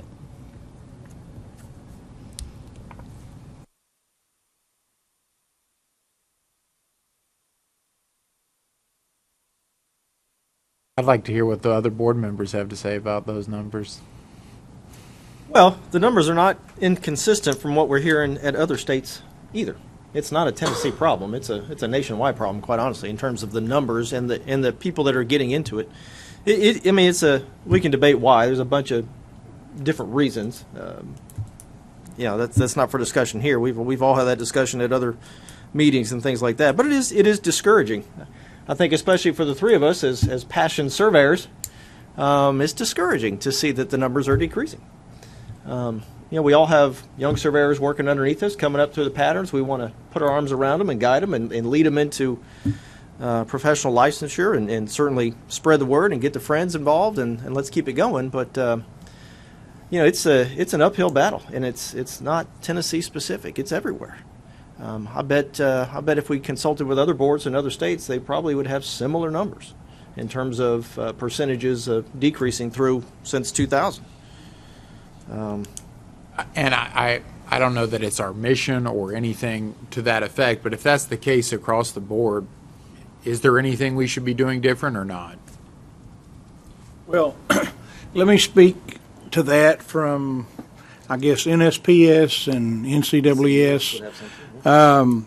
Those organizations, national-based, are working diligently to improve the numbers for licensure for surveyors, and in many, many different ways. I sit on a committee for NCWS public outreach. We're going to meet next week, and one of our goals is to look at individuals that are currently not part of or a small part of the surveying world, such as women, minorities, this type of thing. So we're looking at all avenues to try to enhance and embrace folks to get them into our profession. Our degreed programs are continuing to dwindle because of numbers, and we're working with that area as well. So there is a massive national concerted effort to up the numbers and to make things better. What I will say about the numbers Ms. Roxanne gave us, the window from 05 to 09 and a slightly carryover into the next window was what surveyors call our recession period, and we took a lot of hits right there because a lot of surveyors at that time actually got out of the profession to go somewhere else because the work got so tight. And Jay and Jackie certainly know what I'm talking about. But the work has improved, and I was actually hoping that the last bracket that she had, the numbers would have been a little bit better than that. The kind of numbers that are important, I think, to me, are several areas, and I don't know how you could address those, Ms. Roxanne. One is in-state licensees. 2 is out-of-state licensees. 3 is dual licensees, where they're both engineer and surveyor. That's always a large number because I think that it's been my notion for quite some time that that's an area that we overlook when we're promoting surveying. Galen and I went several years ago to UT to promote a bachelor's degree, or not a bachelor's degree, a minor in surveying with existing programs at the UT engineering program. And it went over well, but they've not done anything with it. But we now have a new representative there, and Danny Oliver's there now, and I'm going to try to beat that drum just a little bit more. Because universities are always opposed to having to spend more money to create new classes, get new instructors, new books, etc.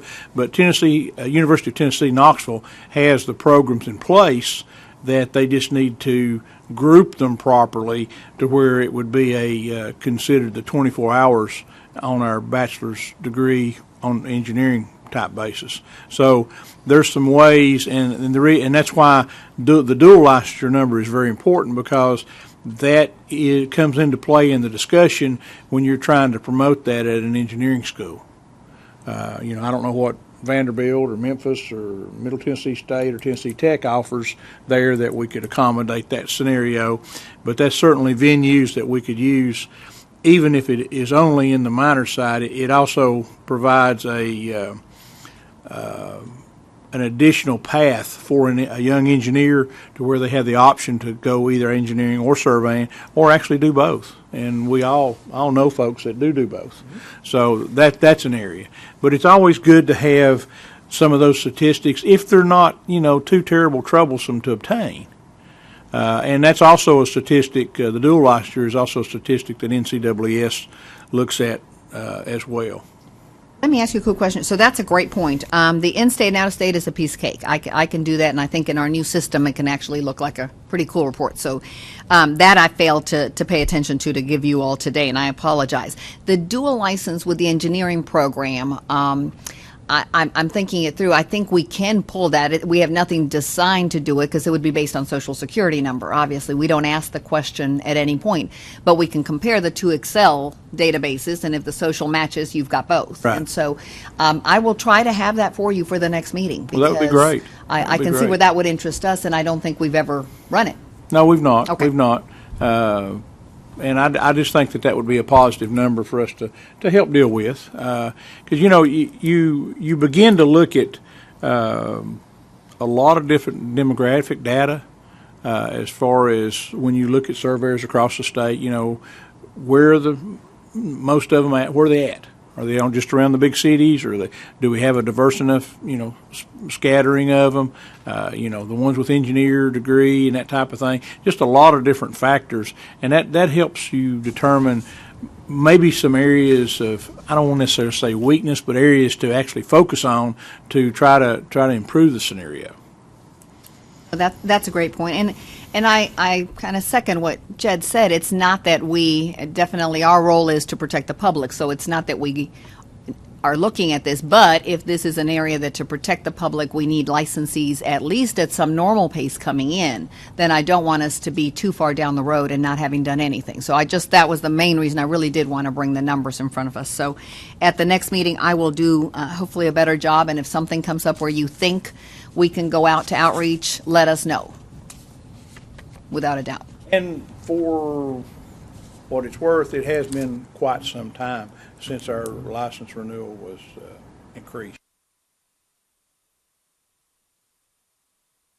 What's the process if we chose to go down that route to increase the fees? Is that?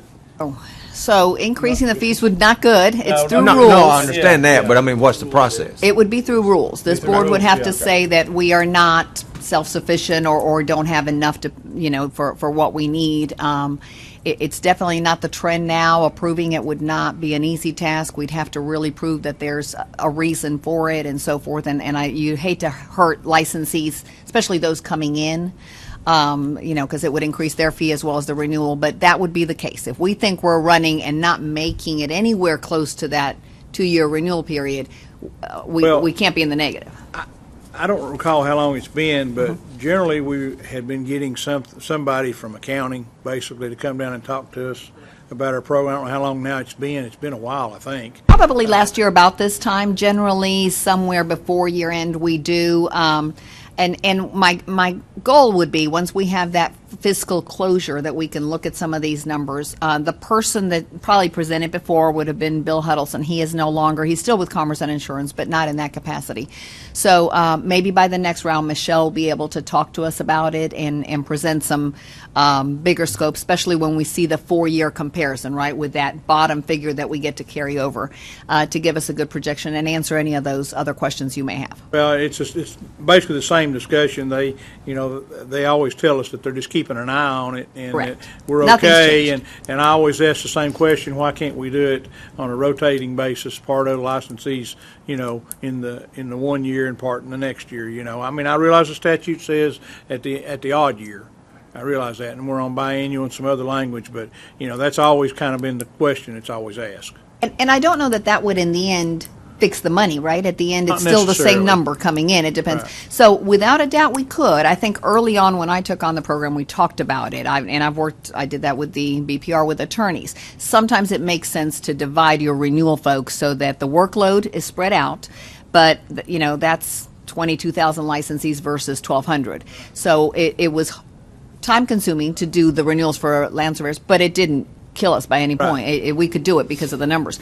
So spreading them out would need to make sense because it would involve potentially a rule issue, and then our system would have to completely change. Right. And So when I think we let it go because of that, but we can address it at any point. And I'd like to follow up on what Jed said about the sources of revenue.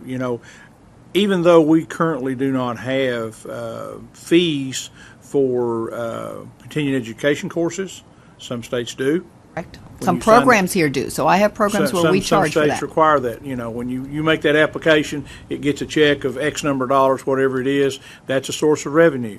Also, some states require the firm registration form to be a source of revenue as well. I mean, they're shaking their heads because they know we're licensed in other states.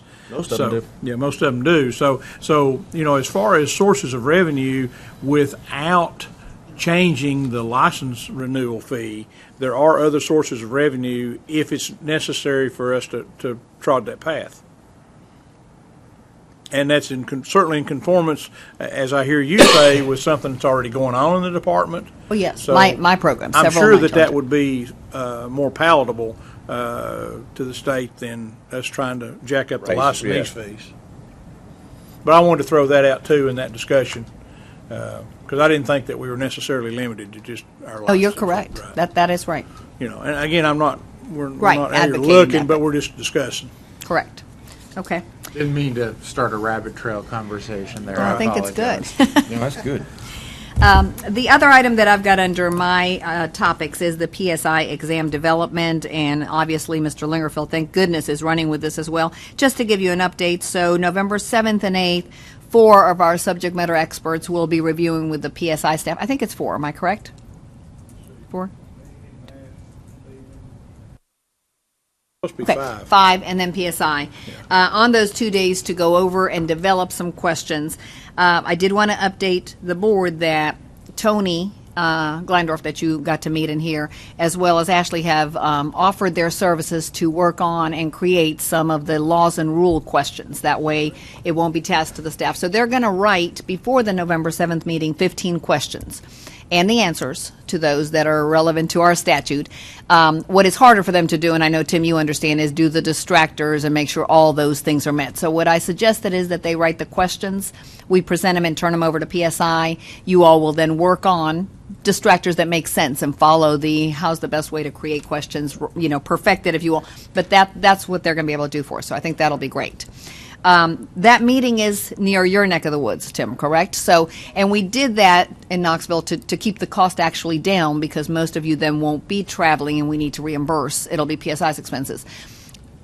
I normally try to attend those to give just whatever my 2 cents worth is, but I won't, mostly for the expenses, unless you all need me. And I think with you there, having the experience you have doing exam reviews with NCWS, PSI's they're the ones that run with this. I think we're going to be okay without me there, and that'll save us obviously some money. So that's scheduled for the 6th and 7th, and then I think we'll feel comfortable. So, Jed, to bring you kind of up to speed, this PSI exam is the state-specific exam that we have developed, and we were really short on the questions for it.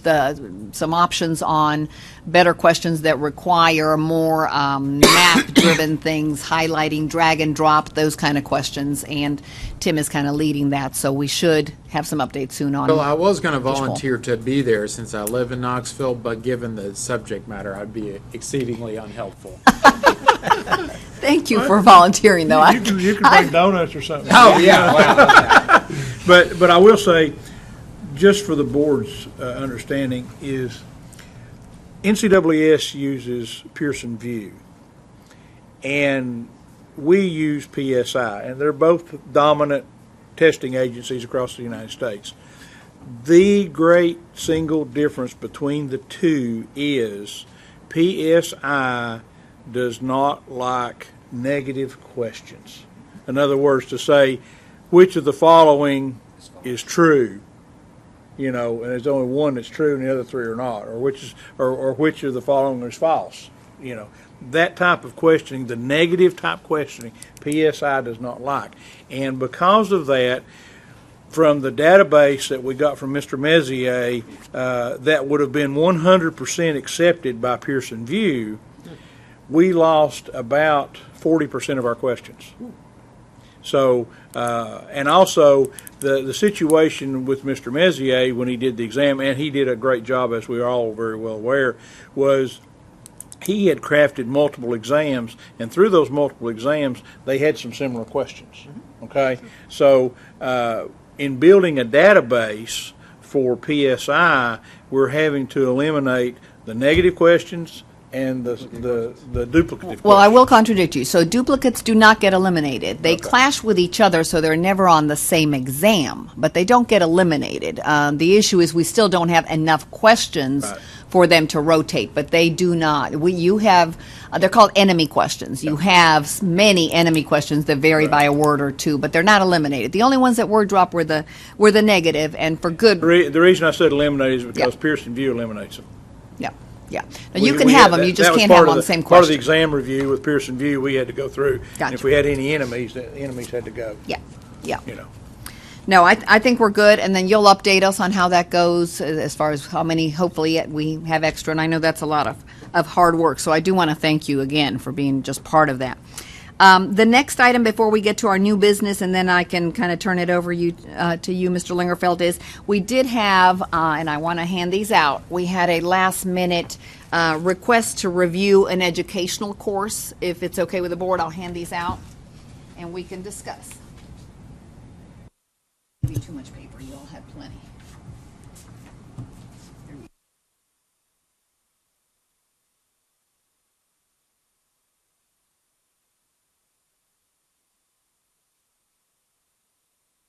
Lingerfeld, if you want to guide us through that, I think you've got some information on it. I'm perfectly comfortable with that. I received a phone call about a couple of weeks ago from this young man, and he followed up with a couple of emails. And the primary question from this young man is, I have a BS degree, I want to become licensed as a surveyor, and I need to know what my path should be to get additional hours in addition to the degree I have, so that I can be able to sit for the examination once I have the education to go along with my experience. So that's basically his question. I have reviewed the transcript, and it's my opinion that the gentleman needs 36 hours of education, which would mean he would be what we call a Category C as far as the BS degree goes. But now that's my personal opinion. He does have 9 hours within his existing transcript that would qualify in that 36-hour scenario. And for you, Jed, we have 3 BS degree paths to licensure for a surveyor. One is the simplest and the most obvious. You get a degree in surveying, 4-year degree in surveying. Category B is a degree in engineering or like science, and you have 24 hours of additional work of surveying hours. And C is basically a degree in anything, could even be in law, for example. and you have to have 36 hours of surveying courses. Okay. Then with the appropriate experience, application, testing, et cetera, et cetera. So that's what this young man's asking. He said, do I need to follow the 24-hour path, or do I need to follow the 36-hour path? So what's the answer? Well, my answer is 36, but I told him that I'm not making an answer for the board, and I felt like that the board should make an answer to him, so that he doesn't sort of, let's say, invest and spin his wheels and think that he comes with his application, he's ready to go, and we actually deny him because he lacks 4 courses or something. I would much rather be on his team early and get him pointed in the right direction, and then everything would flow better for him. Are these ones that are highlighted the ones that are considered surveying applicable? Yes, sir. Yes, sir. I had highlighted those and sent that back to him, and they actually showed up on his email. Yeah, I see it. No. It's just, Let's see. And No, we they're actually apologize. not. No, this is not the same one. No, I did not highlight those. Oh, okay. And that's a little hard to see, unfortunately. Yeah. We had hoped to get something better, but this is all we have. So we don't have the official transcripts yet, if you will, but we did not want to miss the opportunity of having everyone here for the meeting to consider and guide him. Right, and the other thing, Jed, is we have a somewhat asimilar program that we approve regularly from the University of Tennessee at Martin Okay. that has a lot of surveying in it. This one only has 1 surveying class, which that doesn't have anything to do with the degree. The determination is the structure of this degree equivalent to our Category B, which is engineering and related sciences? is in the Martin, the people that coming out of Martin with this type of degree, aren't they falling under the 24-hour scenario, though? No, we follow them under the BS degree because they have the hours in surveying. Even though their degrees in ag engineering? That's the way we've been treating them. But it's been To a my while. knowledge. I thought, from my knowledge, from the past experience here, we were looking at them as a BS degree with the additional 24 hours. A surveying related BS degree rather than a non-surveying related BS degree.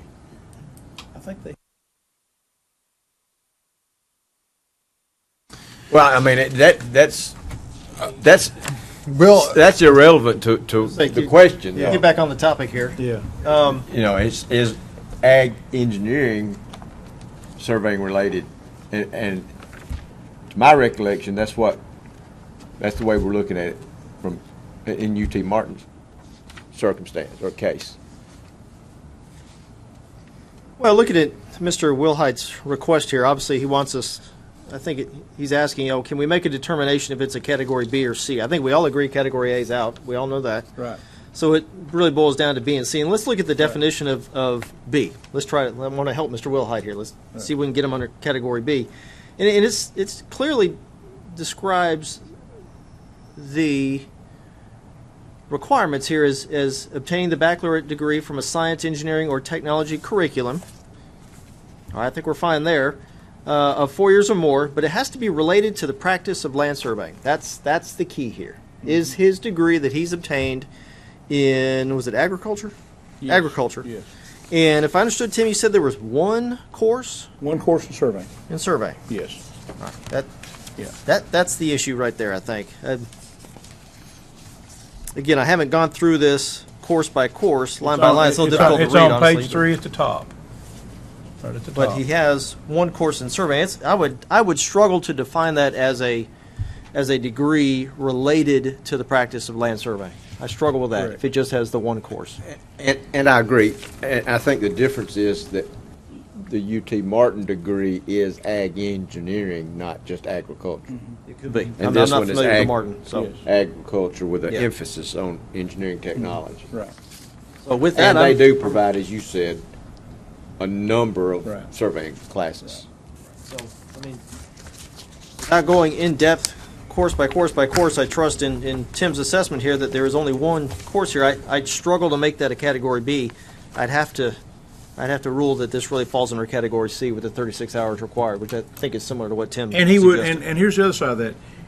If we choose category C, he already has 9 qualifying hours of the 36, which means he lacks 25, which is ultimately the same as 24 per se, essentially. by Yeah, coincidence. yeah. So he ends up being the same place. I would. And number one, I applaud Mr. Wilhite for taking the initiative here, quite honestly, because too many times we've seen people I agree with that. accomplish a degree and then come back and go, oh, wait a minute, and either have a misunderstanding. What I would also request of Mr. Wilhite, if he does choose to go after the additional 25, I think you said, is that prior to taking those courses, submit those courses to the board for the board's approval of that each course, Because they have to be in the list. the categories, Right. et cetera. Yeah. And- Too many times we've seen them take courses and then say, are these approved, as opposed to asking ahead of time. So I would just suggest to Mr. Wilhite, if he chooses to proceed with additional surveying courses, because they have to be board approved, it says here, right here, that he say, look, I'm going to sign up for classes 1, 2, 3. Are these approved? And a simple response will do it. And they have to be in the list. Right, and- Because and- we see so many that come through that have X number of hours that doesn't qualify, Don't qualify, right. because they're required to have it in the different lists. And for the board's edification, familiar with those I or provided Mr. Wilhoit with our document for the educational courses and how it's broken down and so forth. So he has been given that as well. But I think it's appropriate in our response to say what Mr. Kaufman said. So, all to Mr. Wilhite, I absolutely encourage him. Kudos to you for making the initiative, and keep with it. I hope to see your application here after 25 hours. Right. Right. So, I really don't think we need to have a motion on that, do we? I don't think so. I think No. he's not officially he's really applied asking for for anything. some He's asking for direction. some direction, which Yeah. I think is great.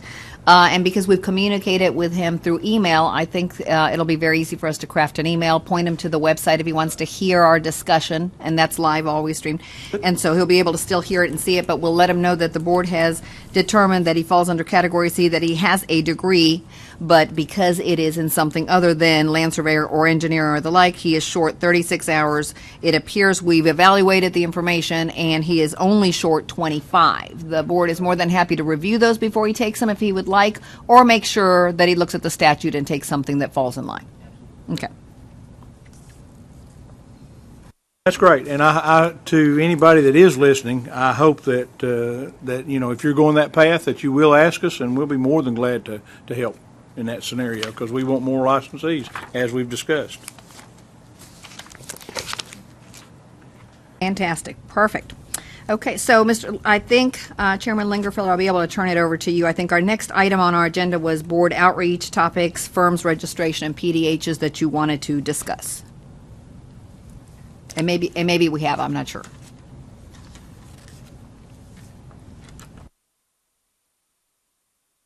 Thinking how I want to approach it, because we've got about 35, 40 minutes here before lunch. And you can skip around on those items. If you think any of the other processes you'd rather go ahead and get done, we are all, I think, flexible to anything. Well, okay, well, let's go ahead and go to new business. Let's talk about the letter to TDEC. I brought that situation up. I think all of you are aware that, TDEC has in their rules that, the maps that we provide them for any newly created parcel has to be on a 1 inch equals 100-foot scale. And they won't review. I just wanted to query the board to see if you all have any issues with that in your practice. We have not, nor have I heard really of the issue in our area. Yeah. What we're having to do in our area is if you do any subdivision map that's going to be recorded that requires TDEC approval, you've got to do it at 100 scale. And sometimes, based on the size of the property, it's postage stamp or less, And then we have to blow it up. And to me, it's somewhat antiquated. Because the reason for the 100-foot scale was that's what the state soil maps were on when they used those regularly, and they don't, they use them some now, but not. I don't think in the same nature that they did when they first created that. Have to look it up to find out what date that was, but it's been a long time ago. I just wanted to kind of throw that out for discussion, see if you guys have any issues with it, or. Is that really an issue for this regulatory board, or is that more of a discussion and maybe make a suggestion to TDEC to change their rules that would be a little more flexible on the scale? The latter. I figured. The latter, yeah. I figured. Okay. Yeah. The latter. Yeah, like I said, just throwing it out for discussion. I don't think we've had any problem with creating the grid map at 100 scale. That doesn't necessarily mean that it has to be at 100 scale. Yeah. Well, in our area, TDEC will not sign anything unless it's at 100 scale, period. If they have. Sounds something maybe we could forward over to TAPS. I think maybe they may have a little more teeth, or could make a stronger suggestion to TDEC. And that's get what I mean. I just wanted to kind of discuss it. And I'll bet you they might have some more input and experience similar to what you're going through, more so than myself and Jackie here relayed. So I think maybe that's something we can relay on to TAPS. And well, let's try that then. I'll put you in charge of that, Mr. Kaufman. Thank you so much. I'll be glad. Since you had that idea, I would be glad to. Okay. Okay. I'm going to save the PDH and the advisory board maybe for just a little while here. How about we look at we're kind of going to get into, let's look at firm registration just a minute. Okay. I got two comments about firm registration. One is in the recent applications that I've been reviewing, there's been a firm registration form in there. I don't know if y'all have seen them in the ones y'all reviewed, but I know there's a couple of them that I've seen them in there. I looked at one last night, and I'm like, I don't think I would have done that. And the reason being is a registered engineer has signed and said he is the licensed surveyor in charge, and he is not licensed as a surveyor. And I don't think I would have done that. Oops. So I don't know why that I'm seeing those in the applications for licensure. You mean our land surveyor applications? Yes. They would be submitting them. They would be including it with their application. Well, I don't know if it's in the documents. We can't bring nothing up in here because. Well, you've got applications here. Today you will be reviewing applications, I think total of 4 of them, if I'm not mistaken, 3 or 4. So we'll have to see if we see it. But I don't think our application asks for it, right, Jamie? See, I don't know why that does it. It has nothing to do with the application. Why? Well, and those are the kind of things that Right, and I that's- definitely want brought and I up so just we can stumbled take on it that. off Like I because, say, I just stumbled on that. And I'm like. and we haven't changed those in a long time. It could be that if it was there, they weren't adding it, and now all of a sudden you're seeing it added, so we can definitely, There's no need for it. I agree. Yeah. I mean, it's just an extra piece of paper that Yeah. doesn't mean anything to us as we review that Right. applicant's I do recall credentials. seeing those in the applications and having the same thought. Why is that in there? You Yeah. know, but I just kind of rolled past it. But Yeah. So that but you're right, thrills really me is no because those rule. are easy changes for us to make. When you see something that we have no reason to have asked for, it's not in our statute, because we brought up firms a minute ago as well, and I thought, no, that's the A&E board that I look at those for engineering. So we can change that. I Yeah, agree with you. if that's in there, we need to pull that, because that appears to be in there for some reason. The second thing about firm registration is, I don't know if we're getting the forms, because our rules say that they're supposed to be turned in. Basically, how is it says on that?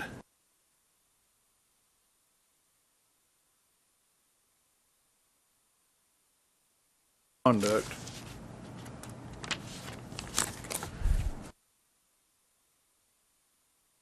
Okay, 0820-04-.10, practice disclosure. Basically, corporation partnerships or firms offering service to the public in the practice of surveying this state provide at least one of their principals or officers in the corporation is responsible charge for the practice is registered under this particular chapter. So you got to have at least one licensed registrant.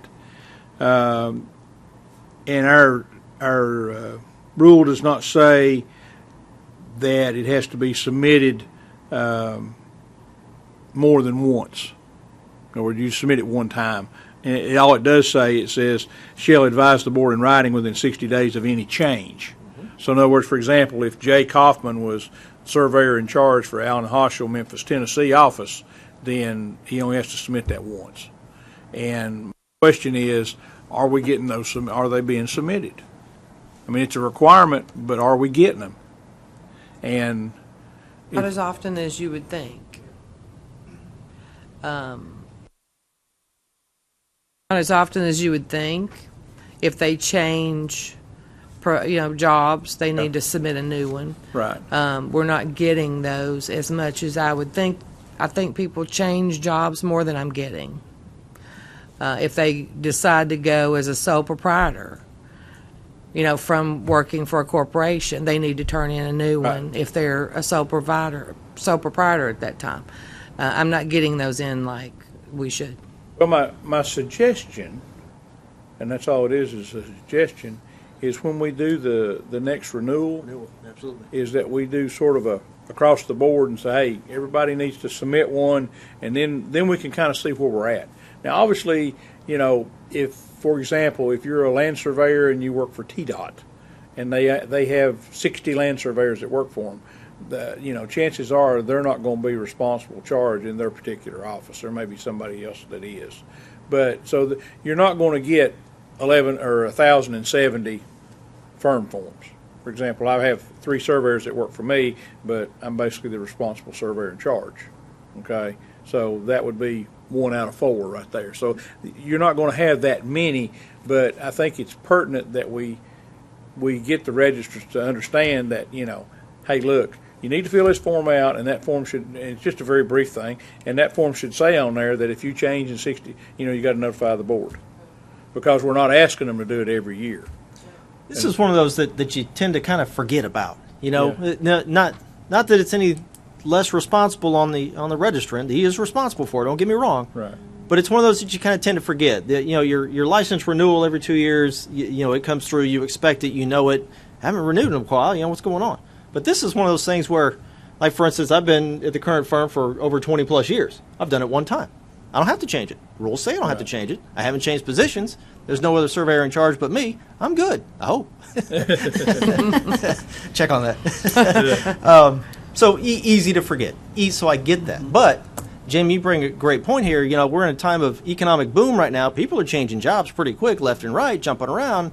I'm sure there's some They're surveyors even out here becoming that sole proprietors. They're not Sole working for proprietors. corporations Plenty of those anymore. out They're there. working for themselves. Right. I'm sure there are plenty that either, didn't know or I forgot or all those things, but they're no less responsible for it than they are right now. So, as a reminder, anybody watching, obviously, you may want to get those in.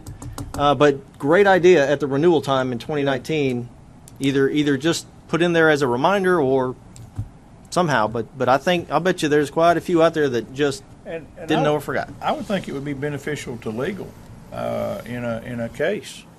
If there's a question about unlicensed practice or something, it says John Doe's the licensee in Humboldt, Tennessee office, and John Doe ain't worked there in 5 years.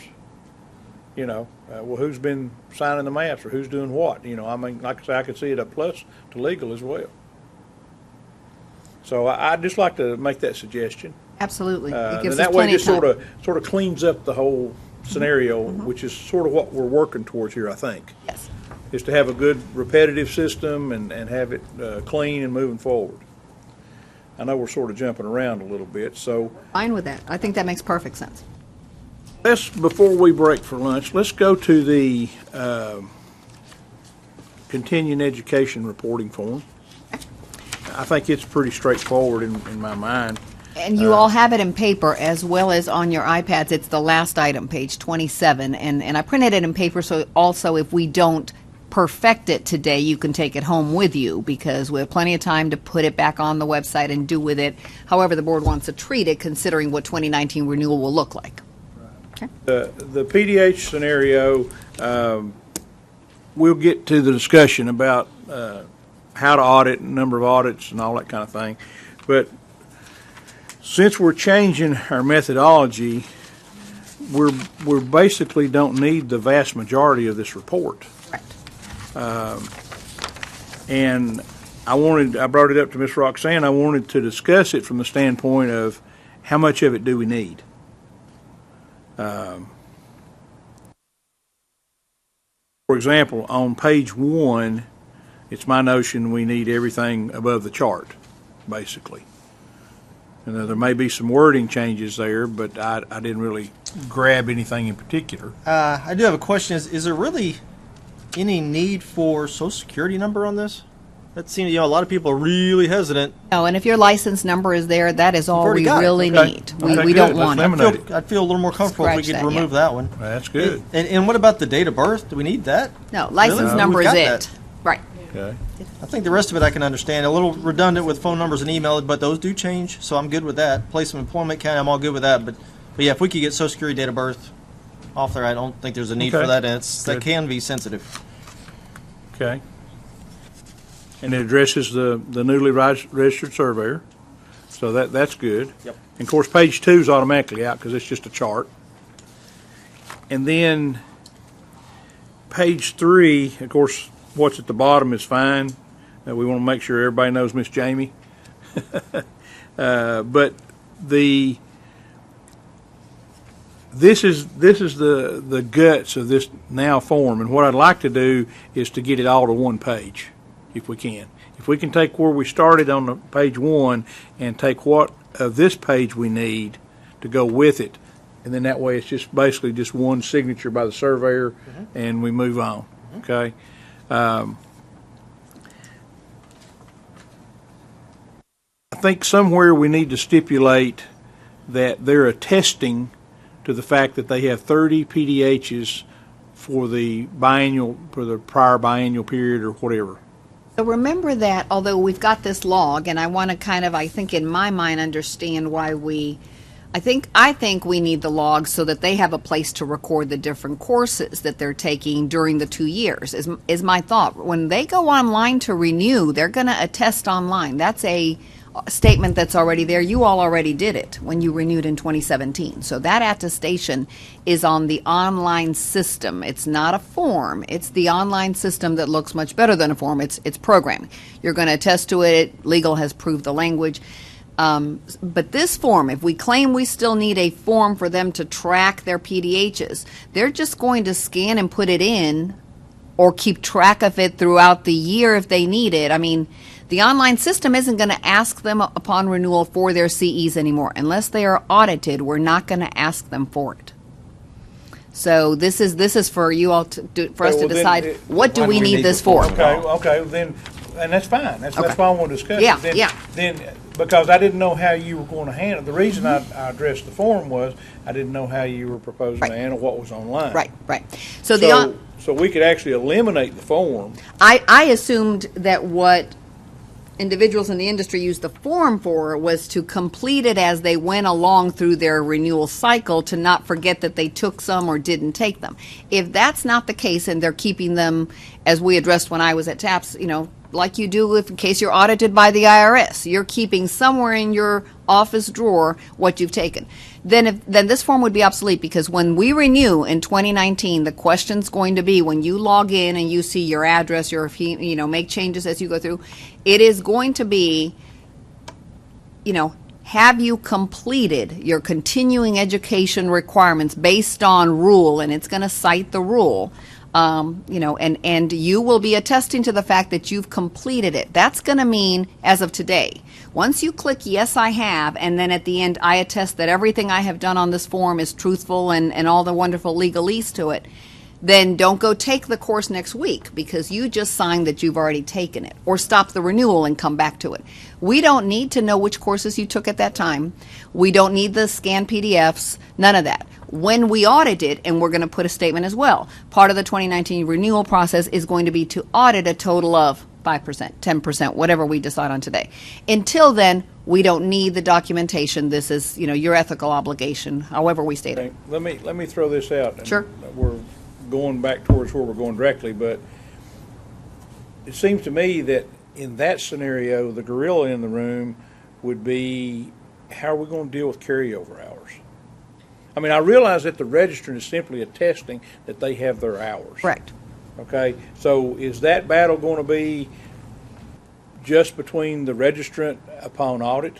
I believe so, and that's for you all to think about. So if you are the responsible person for your own CE and your credits, and this year you didn't take enough, and we're auditing you through 2019, so we're auditing January 1st, 2017 through December 31st, 2019, that in that 2-year period you completed everything. And if you didn't, because you carried over some from the previous, isn't the carryover from year to year, not renewal period to renewal period?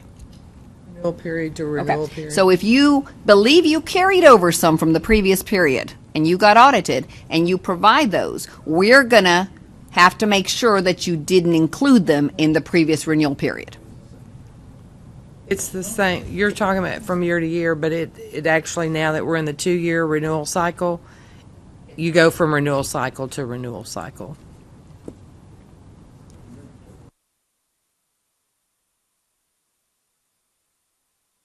So the carryover, which is there in our statute and is allowed, I think is going to depend on the audit. Are you needing this carryover? And then you're going to have to prove that you didn't use it for the previous cycle for us to be able to count it. Correct, Jamie. You are correct. I just didn't remember it that way. And so now we are having an intake of calls and emails and what have you, because folks are wanting to submit what they've done this year, and we don't need it. So we are going to put something on the website that says, please remember the change in the rule. We don't need this every year. You will be attesting to the fact that by the time you renew in 2019, you've completed it. But at this point, you don't need to send anything, because some folks are. The archive of continuing education for each individual licensee is now basically not going to exist. Correct. Unless we audited you, and at that point, you provide everything you think is relevant for this audit. And let's just play devil's advocate here just a second. Let's just say that during the last renewal cycle, the one we just did, that I plugged all my PDHs in, okay? And that because of my carryovers, I was going to carry 15 hours into this cycle. I took 15 hours, I renew, and then I get audited. Well, I give you my 15 hours, and I say, I put all the rest of my information in that archive. And you say, now it don't exist, right? Right now for 2017 it does, because you Right. all provided everything for 2017. But eventually they won't. What I'm saying is, if you are using prior years because you had it. I understand. I'm just saying there should be a window of time that the 2017 is still useful in this process. and then it's no longer useful. That's the case every 2 years moving forward, right? You can no, only I'm- carry no. over 15. No. Think of your PDHs as library books, okay? You've got 15 library books there, okay? All right, now we're in this new mode where I attest that I have my 30 library books, okay? But 15 of my library books was in my prior renewal, okay? Well, you're going to throw those 15 library books out at some point, okay? When do you throw those out? That's my question. I think Tony gets where I'm coming from.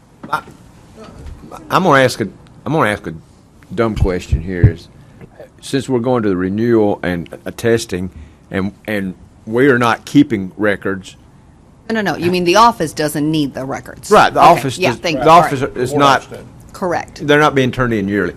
How can we have carryover? You can maintain what your carryover is if you're carrying it over, because the but- statute's letting you. I know where Jackie's coming from, and I see exactly where he's coming from. He's saying, okay, all right, look, I didn't have any carryover.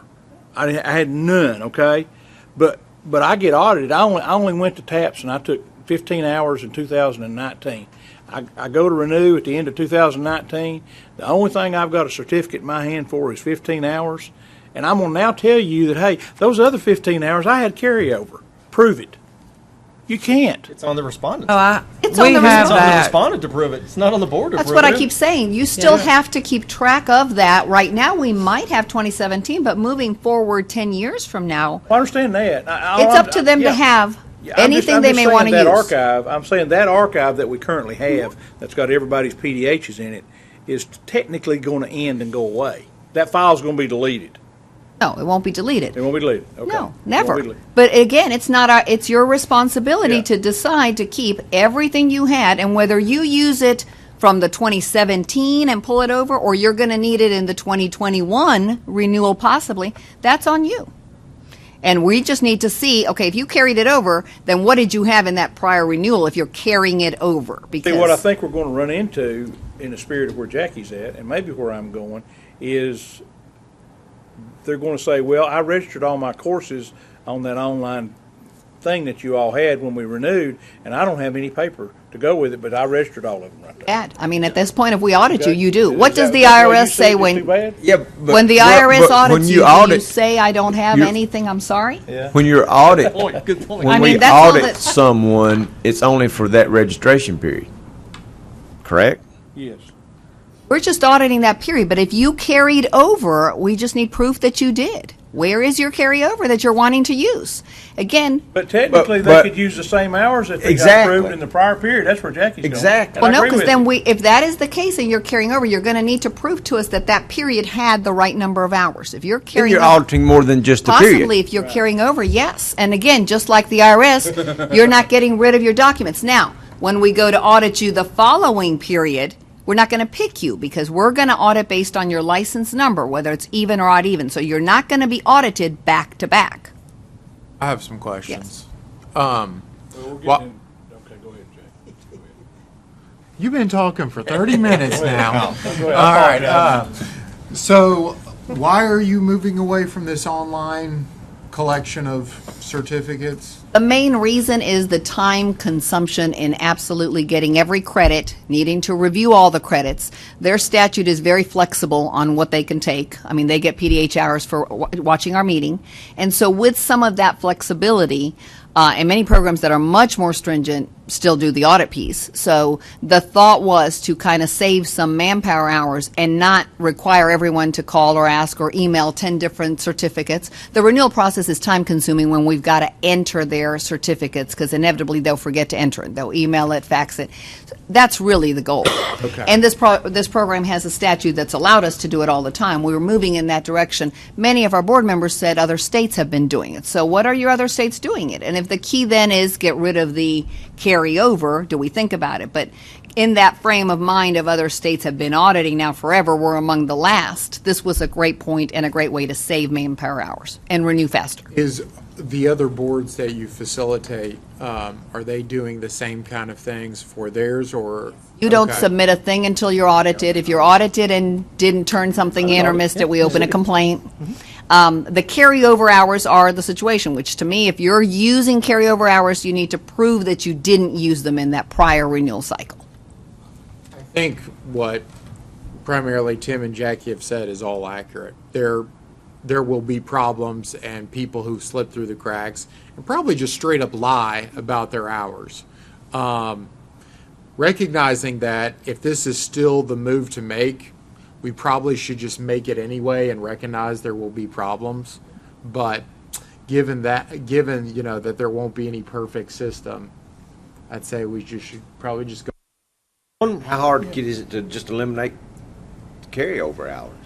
We'll change the rule. It's in the rule. It's in the that's rules, what I not didn't in the know. statute. It's in the rule. One way I've had other states address this issue is, number one, you check mark that I attest, but they also say enter the number of PDHs that you've gained in the last renewal period. Let's say I got 45. So I put 45 in there. Well, 30 count for that renewal period. Now there's record that I've got 15 to carry. And in the next renewal period, I may just get 15. Well, now I've got record of from 2 years ago that I did 45. And then if you get Carries out, over. you still have to prove. You got to show me 45. Yeah. Right. Yeah. So And that's an easy. I think the time-consuming piece is, did you add them all, and you keep coming back and adding, here's 2 more, now here's my ethics course, my stand, it's just nonstop of bits and pieces. That's valid. I don't run into that issue because as attorneys, whoever's providing the program sends those hours to somebody in Nashville, and I don't even keep track of the certificates. But I guess as board members, do land surveyors know now? You have to have a drawer at your office always with been that all way. of your certificates. exactly what I have. Okay, all right. Well, State by state by state. as long as that seems to be the trend, I think you just do what. And you we are always not encouraging any different. Always Okay. keep those certificates Okay. on your file. I guess Always. we're just going through the devil's advocate We scenario are. of what we're going to run Change. into in the first time we do this. Right. Basically, Right. in a nutshell. I mean, and I think we've had good discussion about it. Absolutely. No, and I think it does make sense, it's too early right now, but in the near future, way before the renewal, to do a letter, an email, through email to all of our 1,000 whatever active. By the way, this is the change, this is how it'll impact. Here's the question, and I don't see a problem with the question being able to say, and please below fill in the number. Right. And that way, when we're audited, if there's a question, we've got what they put in. Yeah. But at the end of the day, exactly as Jed said, if someone doesn't give us all the truthful answers, that's a complaint, and it's happening in accountancy and architects and engineers, and so, That's why that I wanted to broach this scenario about the audits and all that stuff. Hopefully, with the desire to primarily have the nuts and bolts of it worked out, maybe through the January meeting, so that we'd be able to present at TAPS in March and at least hit a good audience and kind of let them know that, hey, this is kind of the new rules of the road. It's different, and and then we are going to send something out, and that type of thing, and just let them know, because again, the median age of surveyors in the state of Tennessee is in the mid-50s, and that being the case, all of those people are still remembering the way it was when Donna Mulder was here.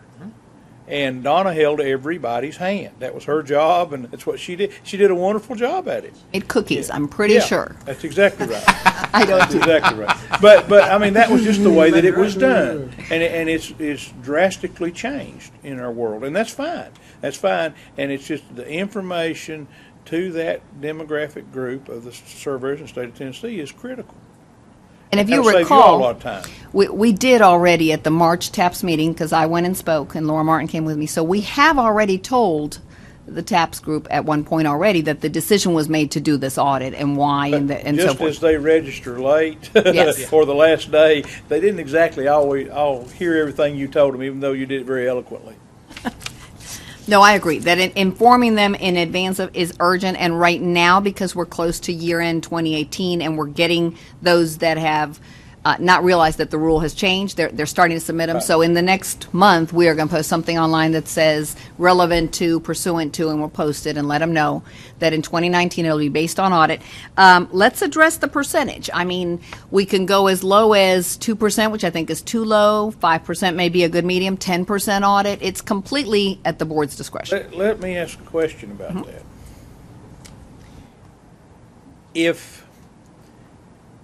If we choose a percentage, I'm just going to say I'm gonna say 25%. Okay, I'm just giving an example. I'm not suggesting that.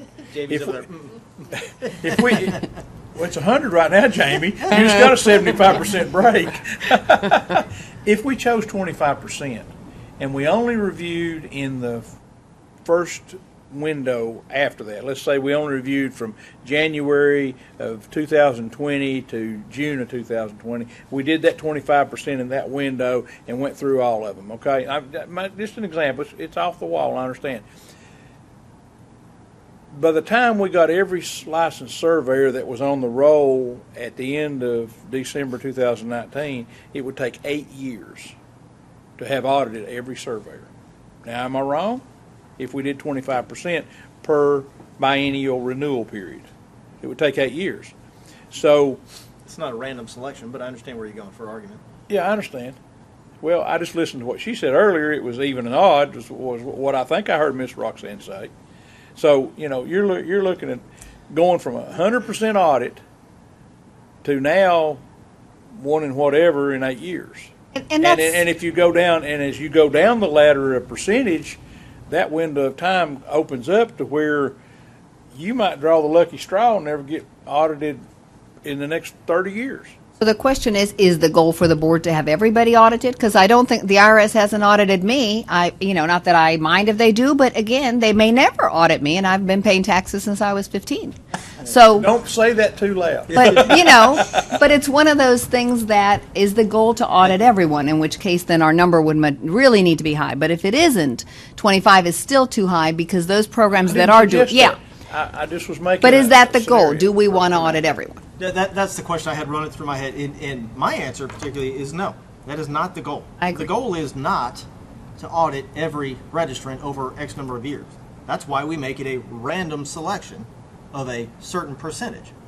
As far as the percentage goes, which was the initial question here, I would really like to rely on experience in that case of our surrounding states that have been doing this process for years. And I'll bet you just a phone call to each board would probably answer that question. And I'm sure we'll get a varying number and, positives and negatives, why we do, why we don't. But I really think that'll put us in the ballpark. That'll narrow the numbers down somewhere, and then we can make a final decision on that. But I really think that before we make that jump into a percentage, because right here it would just be a discussion, Right. we need to do a little homework on that and see what works. Right. Some people might say, 10% is way too much, or 2% isn't getting the right intent of what we're trying to do here. So I think a little bit of homework on the front. Perfect. Whatever percentage we decide on, though, that's not going to be written in stone. You can increase it or decrease it. No, Right. absolutely. But something else that I think we brought up at a previous meeting, or maybe when we were at TAPS we talked about, if a complaint is opened against someone, part of our procedure with the complaint could be, oh, and by the way, as a part of your response, we also need your proof of your continuing education. Correct. And that way we have no concern that this person, something else isn't going on.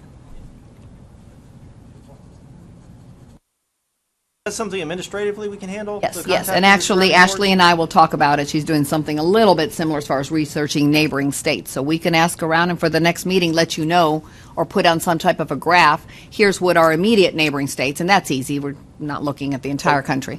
All right. Yeah. All right, let's go back to the random audit. Let's say that for whatever reason, I was selected in 2 biennial periods in a row. Won't be. If we do odds and evens. Let's say that I was selected. You skip one. 2 out of 3 biennial periods. Right. Is that not some level of harassment?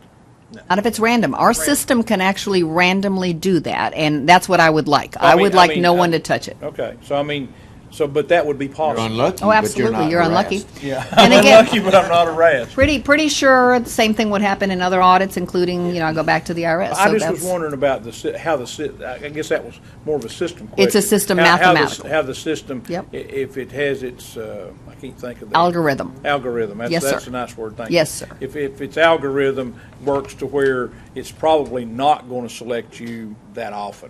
But if But it you will get did, selected. yep, But- if it did, it would be the system all on its own doing it. We'd get a complaint, I'm sure, that's not fair.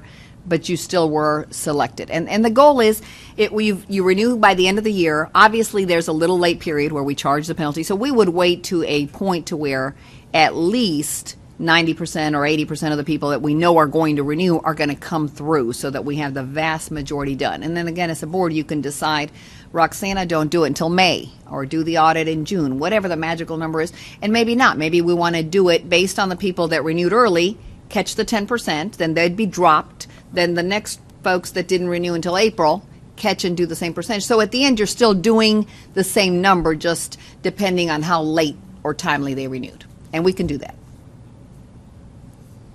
based on their payment date. We can actually say for those that paid by December 31st, go ahead and do. That way we're not auditing 100 or 200 people on one chunk. We can do them based on when they paid. Okay, if I remember correctly, this last renewal period, we had 100 and some that didn't renew on time. Correct. And that goes back to our late penalty. The late penalty allows for up to a year, but the continuing education does not. Correct. So all of those people were unlicensed. So no matter when they got all the correct information in, they should have been audited, no matter when they got it in. By the scenario we're just discussing this. Right. No, I see your point. So if they don't pay the renewal, I don't know that I can pull them into the audit because they haven't done anything. I don't have no problem with that because we got statute Exactly. that kind of takes care of that. Exactly. But I'm talking about on the continuing education. If their delinquency is due to lack of providing continuing education, in my mind, they're an automatic audit.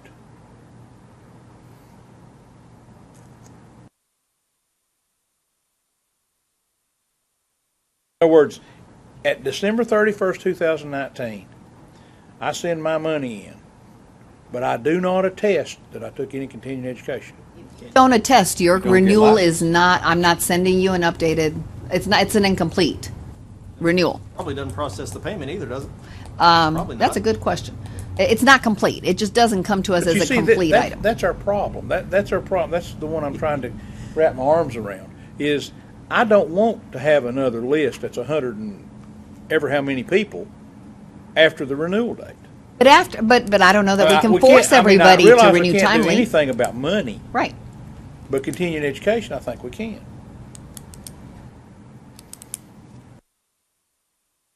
I think our statute gives us that 1-year grace period. And so if they renew For in money. July, for the money, but let's say in July they renew, they had a family emergency, or lost their job, had an illness, and in July they remember this license, but it so happens that they did do their CE timely. In July, when they complete and pay and submit their attestation that they did their continuing education, our next batch of catching some folks, it's going to be fewer because those people that waited till July are smaller numbers. If we catch them in the audit, we'd need proof that their CE at least was timely, was prior to December.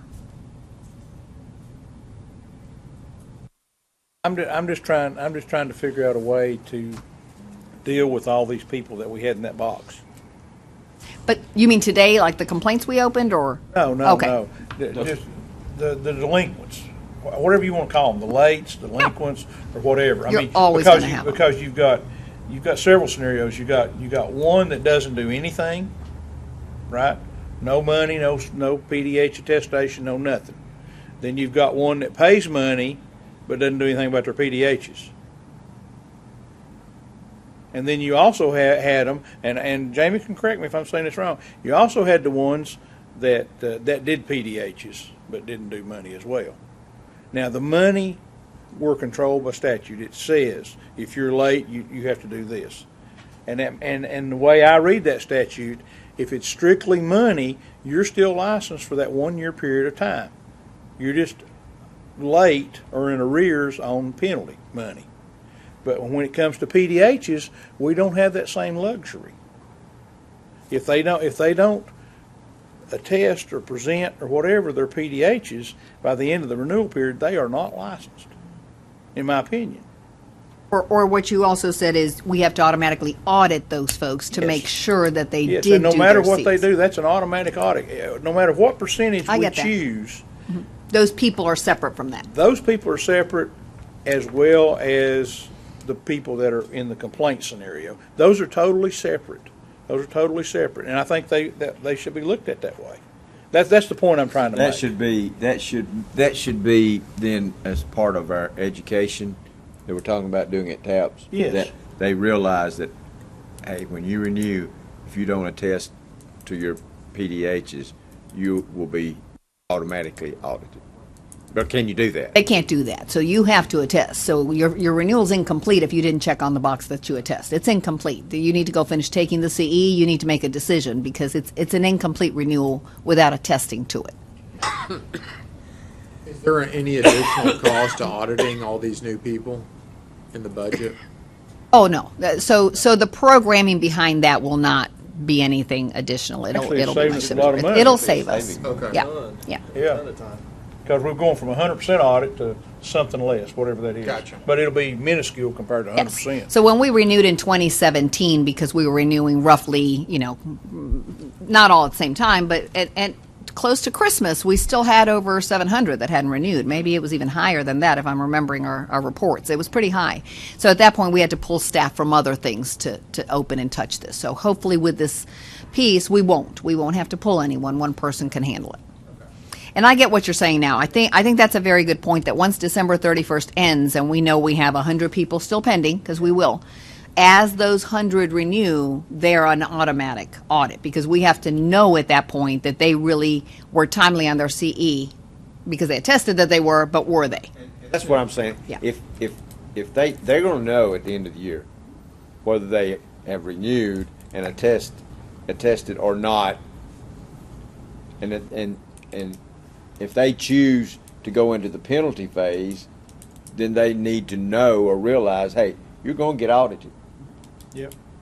That might deter them from going into the penalty Little stage. encouragement there. Well, see, the whole thing that we're trying to avoid, Jed, is somebody becoming unlicensed because of failure to do whatever, and then you go to court and you say, Mr. So-and-so or Miss So-and-so, are you a licensed surveyor in Tennessee? And they say, yes. Right. And then you say, well, according to the records of the state of Tennessee, Right. you are not. Right. Your Honor, this individual is not a licensed surveyor, and now we got a case and it's on. That's what we're trying to keep from happening. I gotcha. But again, that's a little bit of hand holding, but if we can do it through communication, if they have the failure to listen to the communication, it's all on them. Yeah, yeah. And That's all you can do. We can do, and we did it this round of renewal. We used email reminders to encourage and say, by the way, as of this morning, the office did not have your renewal. Keep in mind that you've only got a week. Whatever, it can be a courtesy nudge, if you will, and add in there your continuing education is going to be an audit purpose. However, once you pass this deadline, pursuant to the statute, you must have met it, so you will be audited. That's all I'm getting at is if they're I got your point. going to drag their feet, we need to have some teeth. Okay. And let's go ahead. I tell you get what, that. let's go ahead and break for lunch, and then Absolutely. we can talk with Okay. legal and think about our jeopardies and things of that nature that goes with all this. Just Sounds to great. I will have a pause discussion. us. It's noon. Are you breaking for an hour? What would you like us to do? An hour, okay? Yes. Thank you. We'll try to be here back at 1 as close as we can. You want to go break bread with us, Jed? Gotta go meet with somebody else.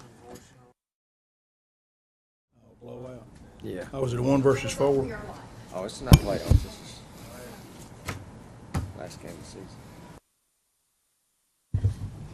Okay, it's now 1:05. Welcome back to the Board of Examiners meeting for land surveyors. And we're discussing new business. So I guess we need to, let's go back to PDHs just a moment. Is there anything in particular, Ms. Roxanne, that we haven't sort of generally touched relative to just the PDH and the renewal situation? I think your PDHs we skipped, so that's great to go back to it. And on the renewal update of the form, we've looked at it. We've discussed not needing it. I think we're in good shape. So Okay. hopefully, Speaking of the form, yes.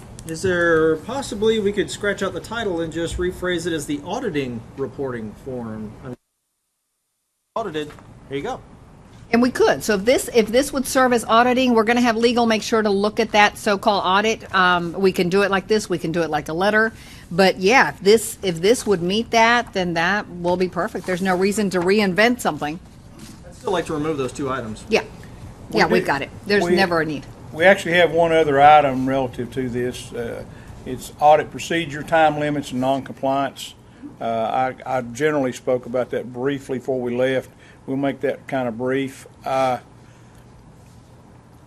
Basically, I infer that if we find someone in violation of the audit, that effectively it's a board complaint.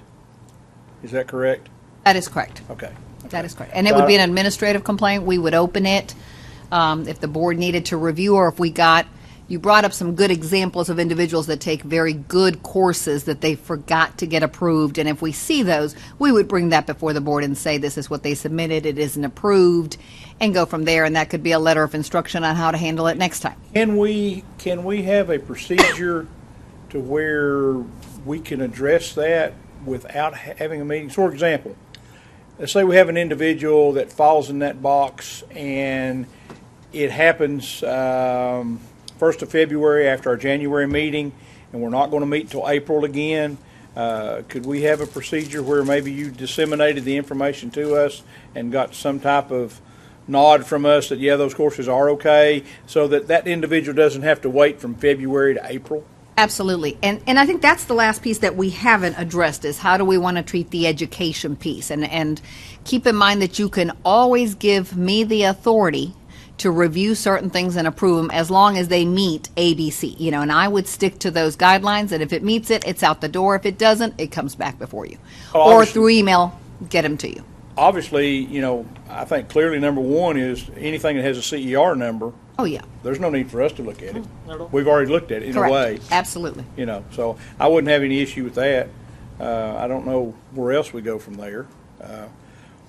And then on this audit procedure, obviously we're going to get some more information about percentages to review and so forth. But I think a second question, I thought about it at lunch, a second question to go along with that to the other boards is, what's their time window? In other words, when the renewal ends, what window do they normally use for the normal audit pool being X number of percent people? What's that window they use?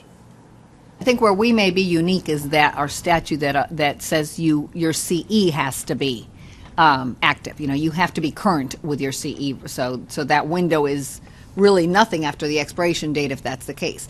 But in most cases, yes, the audits aren't done immediately so that we can capture more numbers that paid in that time frame. So we might do an audit by the middle of November because a lot have renewed, and then we may wait on the next one until maybe right after December for anybody that paid through the 31st. But we can ask that as well. How quickly? I think with the architect and engineer program, we do audits quarterly. So every quarter, but obviously they don't all renew at the same time, right? But every quarter we pick up the people that renewed up to a certain point and then continue it that way. I think we've kind of beat that enough for now. To kind of, I feel like you've sort of got some direction. Absolutely do. Thank you. Probably the next item that's very important to us prior to application review, unless there's something else comes up, is the situation with the advisory board. Could Jamie speak to that from the standpoint of what we currently do? Or the process she definitely can, and I can, and you. Okay. I think we've run it through email to kind of bring up what we're doing and where we think the gap has been. So we have email information, pardon me, for our volunteers that look at this. And I think this morning we determined that it's 3 individuals. So the correct process should be anyone interested in obtaining and providing us new continuing education information needs to reach the board office. So they submit it to us. We then disseminate it and send it via email. I think the question to pose before you all is, are we comfortable with one of the 3 reviewing and approving it? Do we need 2, or do we need all 3 members? And so that is one of the questions that I think Jamie and I had, because we were waiting on all three to approve, and that may be the situation. So if we decide that that's, whatever the case is, then we will follow up with that. And then we can send that educational piece, if you all want, via email for your approval. We can still put it on the record at the meeting, but we could issue those numbers and approve it if everybody has reviewed and said, this meets my, I trust the three approvals, this looks well. The only other reason that we'd slowed some of that down to the meeting is because some had been changed, the number of hours accepted, and I believe maybe one was denied at one point, maybe, right? And so that got us kind of concerned. What if we deny something and then we did have to go back and say those didn't count and people paid money and wanted to take it and so forth? Let me ask this question. Have the members of the committee been pretty timely getting their stuff back? No. Jamie's shaking her head the wrong way. That's Jamie. You noticed I didn't answer. I understand. Well, obviously, this whole issue is centered around timing. So, is it inappropriate for our board to say to the advisory committee that, you need to have, they need to have a response within 30 days, or just to pick a number, back to the staff once they receive it? I think that's Are very. you talking about all three? No. Have to get them back to me That within would go to 30 each days. individual one, but it would end up being all three of them doing it within that window. What is the average time now? Just Varies. Some there's a couple that will get them right back to me, and then there's some that I don't hear back for some time. And would we be okay with two of the three approving it, or do we need all three? Is something to. Well, I think the aspect here is really efficiency and timing. We need to step it up. It's essentially what I'm getting. I have no problem with two approvals I don't either. being sufficient. I don't need it. And I also have no issues with having those results emailed to us for our approval. If we got to sign off on something and email it back.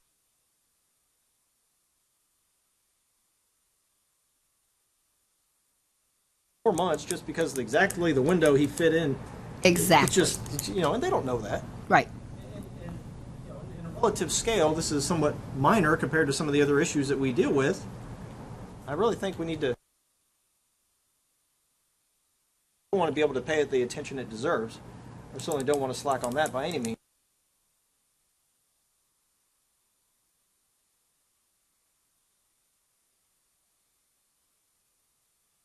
Allow us to review them and get them right back to you. So. Do you feel that a 45 to 60 day window from start to finish is appropriate, or too much? Actually, I mean, I realize that's a long time. I think it's more than enough. I think 30 days is probably more than enough, especially if we can rotate. So if this, kind of like we do the applications, Well, is. And let me say this: this board appoints the members that review that, and it's obviously voluntary. Absolutely. If we have someone that is repetitively not responding, then I think the board should know about it. And sometimes things will come up, right, Oh, at yeah, extended yeah, vacationals. And if they can let us know, so what we may do after this board meeting is I will draft an email to the individuals, let them know that we discussed it, that we are, sorry for any miscommunication. And here's the process. Everything comes through the board office first. If you have someone that's gone to you directly, keep in mind, send them here so we can start the process, start the number, do all those things. 2 out of 3 of you will need to either state that you have a concern. Obviously, if one had a concern, that everything's off the table, right? It needs to come before the board. But if everything is good and approved by 2, then what we'll do is no more than once a week or every other week, we would update a report and say to all 3 of you, blind copying you, this is so far what we've got. Are you okay with it? And then we can start approving them, people can take it, and then we just rectify it at the meeting, in other words. And if That's there's fine. any concerns, you review those a little bit separate, so you've got them on your spreadsheet separately. We'll let them know what we're doing, and that our expectation is that within 30 days, or 45, whatever the magical number is, we would need a response. I mean, I think 30 days would be a great turnaround. I really do. I think probably 45 might end up being more realistic, but 30's I think a great target. I really do. And then that way, I don't think we have the issues that were spoken about earlier in our meeting today. And I think you all reviewing them and taking a look in between meetings is obviously big, and then by then, we will have our process worked out as well, so. The piece that you want me to send you, is it like what we submit here at the board where it's listed with their? Yes, CR? that's not going to change. We're just going to split it. It'll be shorter, and we won't do it daily. You know, once every week or 2 weeks, we'll send you what we have. And if we have I feel like that if any of us have a question about, the title of the thing or the hours on it or whatever, we can then respond to you and say, send us a syllabus or whatever, whatever they submitted, and we'll take a glance at it from there to see if it meets our criteria. But for the most part, I don't see a big issue with it. I don't either. I think one of them was waiting on all of the individuals, and one being tardy, the meeting time, and then concern on not moving it forward in case we change something. So we'll be more on that.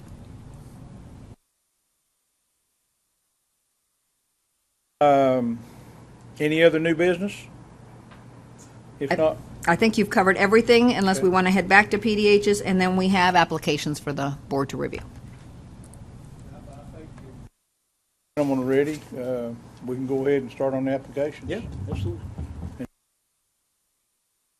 We have paper. You don't. You have them on your iPad, so if No, you will. I mean a paper. I got all these papers up here. I was going to look Yeah, through. no, you do not. So we have, Mr. Kaufman is doing. No, I just meant what he has in his hand. Do we have the approval? Yes. Oh, here it yes, is. you all have that, absolutely. And you have the one that is relevant that's to the what I names was- you have. that's what I was wanting right Yes, yes, thank you. Yeah, that's what I was looking for. So- And on the other list, you each know who you're looking at so that everybody has two individuals review. And then, once we have answers and we go back, we will make sure to vote on each of the 4 candidates, is it? 1, 2, 3, 3. So we have 3 applications we're reviewing. We're doing Mr. Cole, Craig, and Powers, and Hart. So we do have 4. There would be no vote on it. No, just your information Yeah, to. just need to get the information to Jamie. Yeah. Exactly.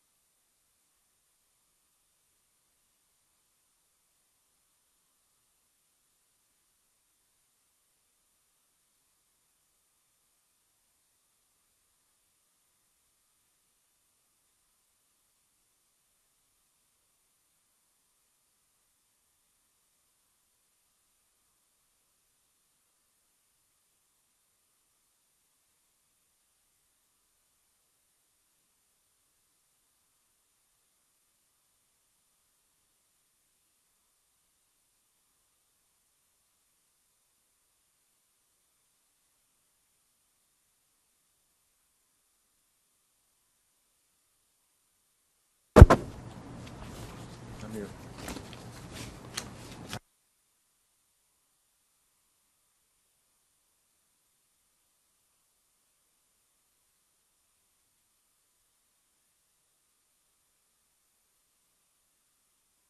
I refuse.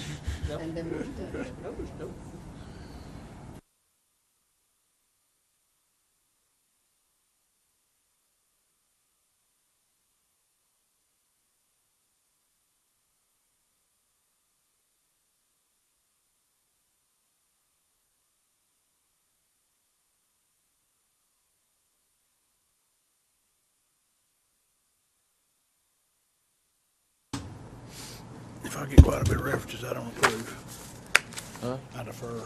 Did you get what? Go ahead, you just go.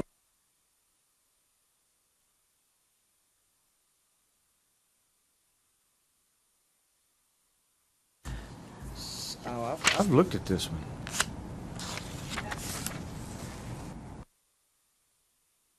I didn't say I sent it back. I said I looked at it. I don't know that I have sent it back. This is one I did have questions on. Yeah. When the board is ready, we've got 4 names. We can discuss them. We can, especially if there's any that need to be discussed. I've just got the 4 names on the record that we'll need to determine how they'll proceed. The form?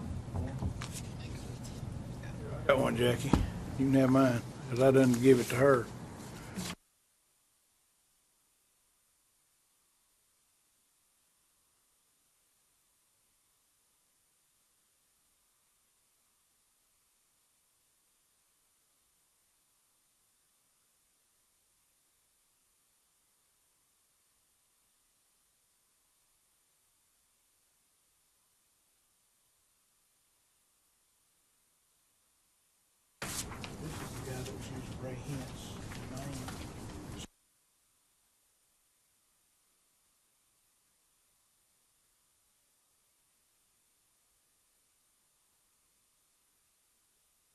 Roxana, I had a question. Yes. This came up at a couple meetings ago, whether I was supposed to review these applications or not, and Tim thought I was allowed to.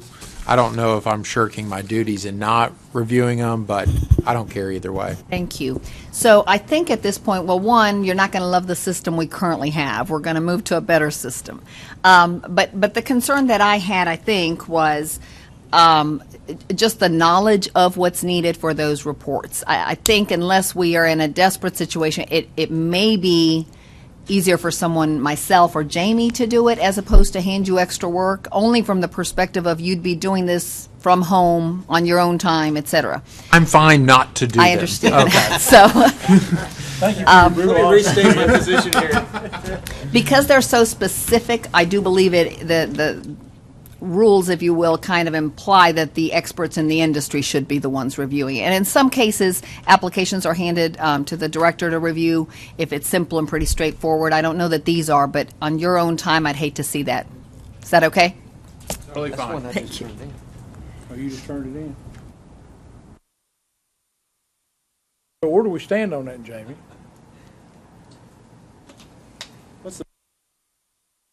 Apparently, that's the only one we got a question on, isn't it? So we have 4. All I'll need to do it, and if you've all got forms, we just need to, on each one, yes, approved, no, there's something pending, and we'll be sending a letter on what's pending, and that's a good We explanation. just gave all them to Jamie. Okay, so Jamie's got them? She's got all the info. Okay, so has the third one completed the answer? Is that on Hart that we're waiting on? Okay. Jay's got a review. You're the bad Jed, guy. I thought Jed You're was the the bad guy. Didn't Jed just say he'd take all that you can All get? these J people are causing He was us being very problems. kind. So we don't have 3 on Mr. Hart yet? So, Mr. Hart, I need another one now. Oh, okay, well then, yeah, it'll need to go to someone. But you need 3 on Hart. We already have 3 on Hart. Heart's good. Hart. Hart has Okay. been decided. I've already reviewed Craig. Huh? Ah, Oh, you got to review Craig. You're the bad guy. okay. Get to work, Jackie. I didn't have a form on that one. No.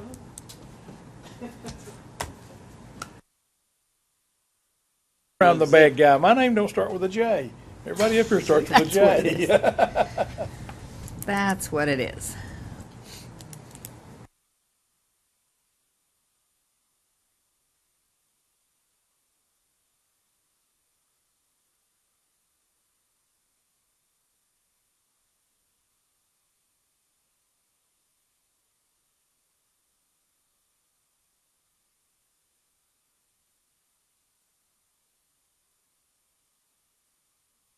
Craig? Since we looked at him originally, the issue originally was two things.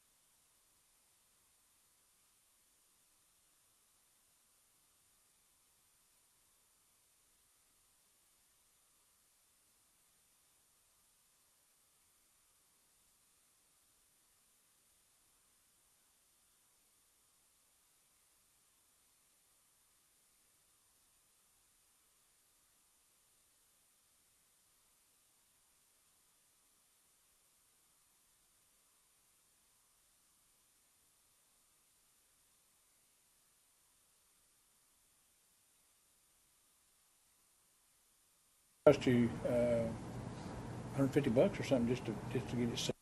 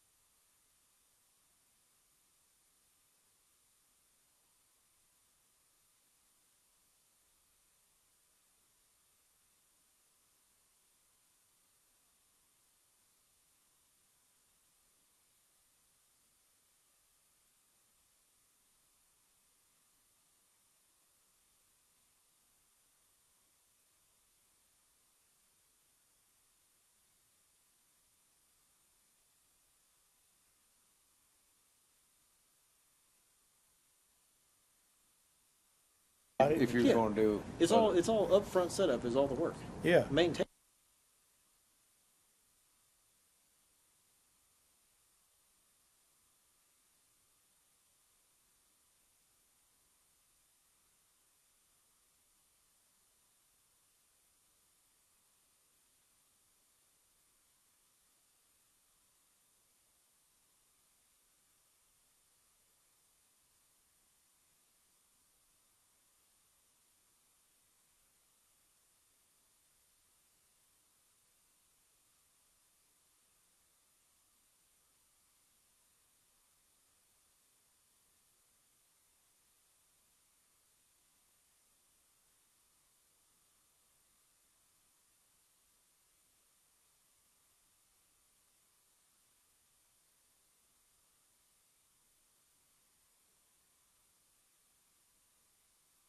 Is all over the Yeah. country. And, yeah, one of those out. Like that Robert.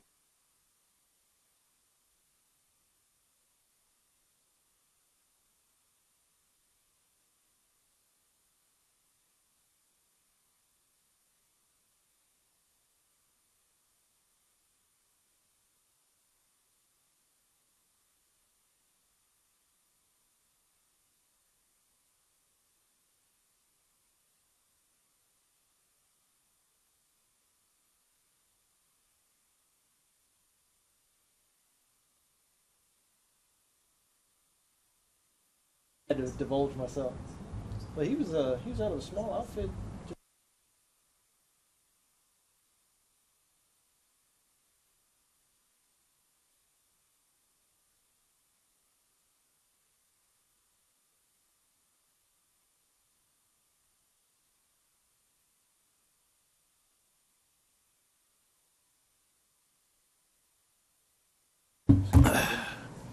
It's over my head or I was something. able to. I saw.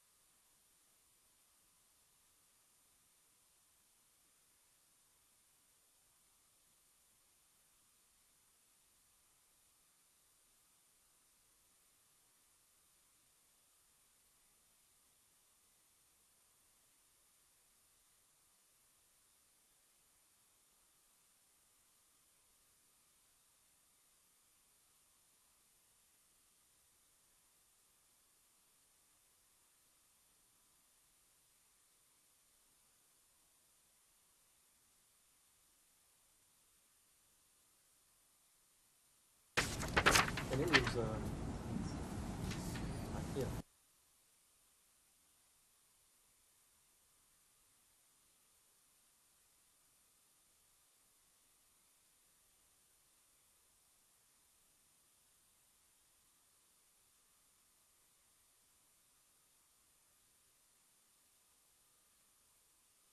All right, thank you. I think we're good to wrap up our applications. Jamie, you've got them all, right? Okay. Let me ask on each one. First one I have on my list is Cole.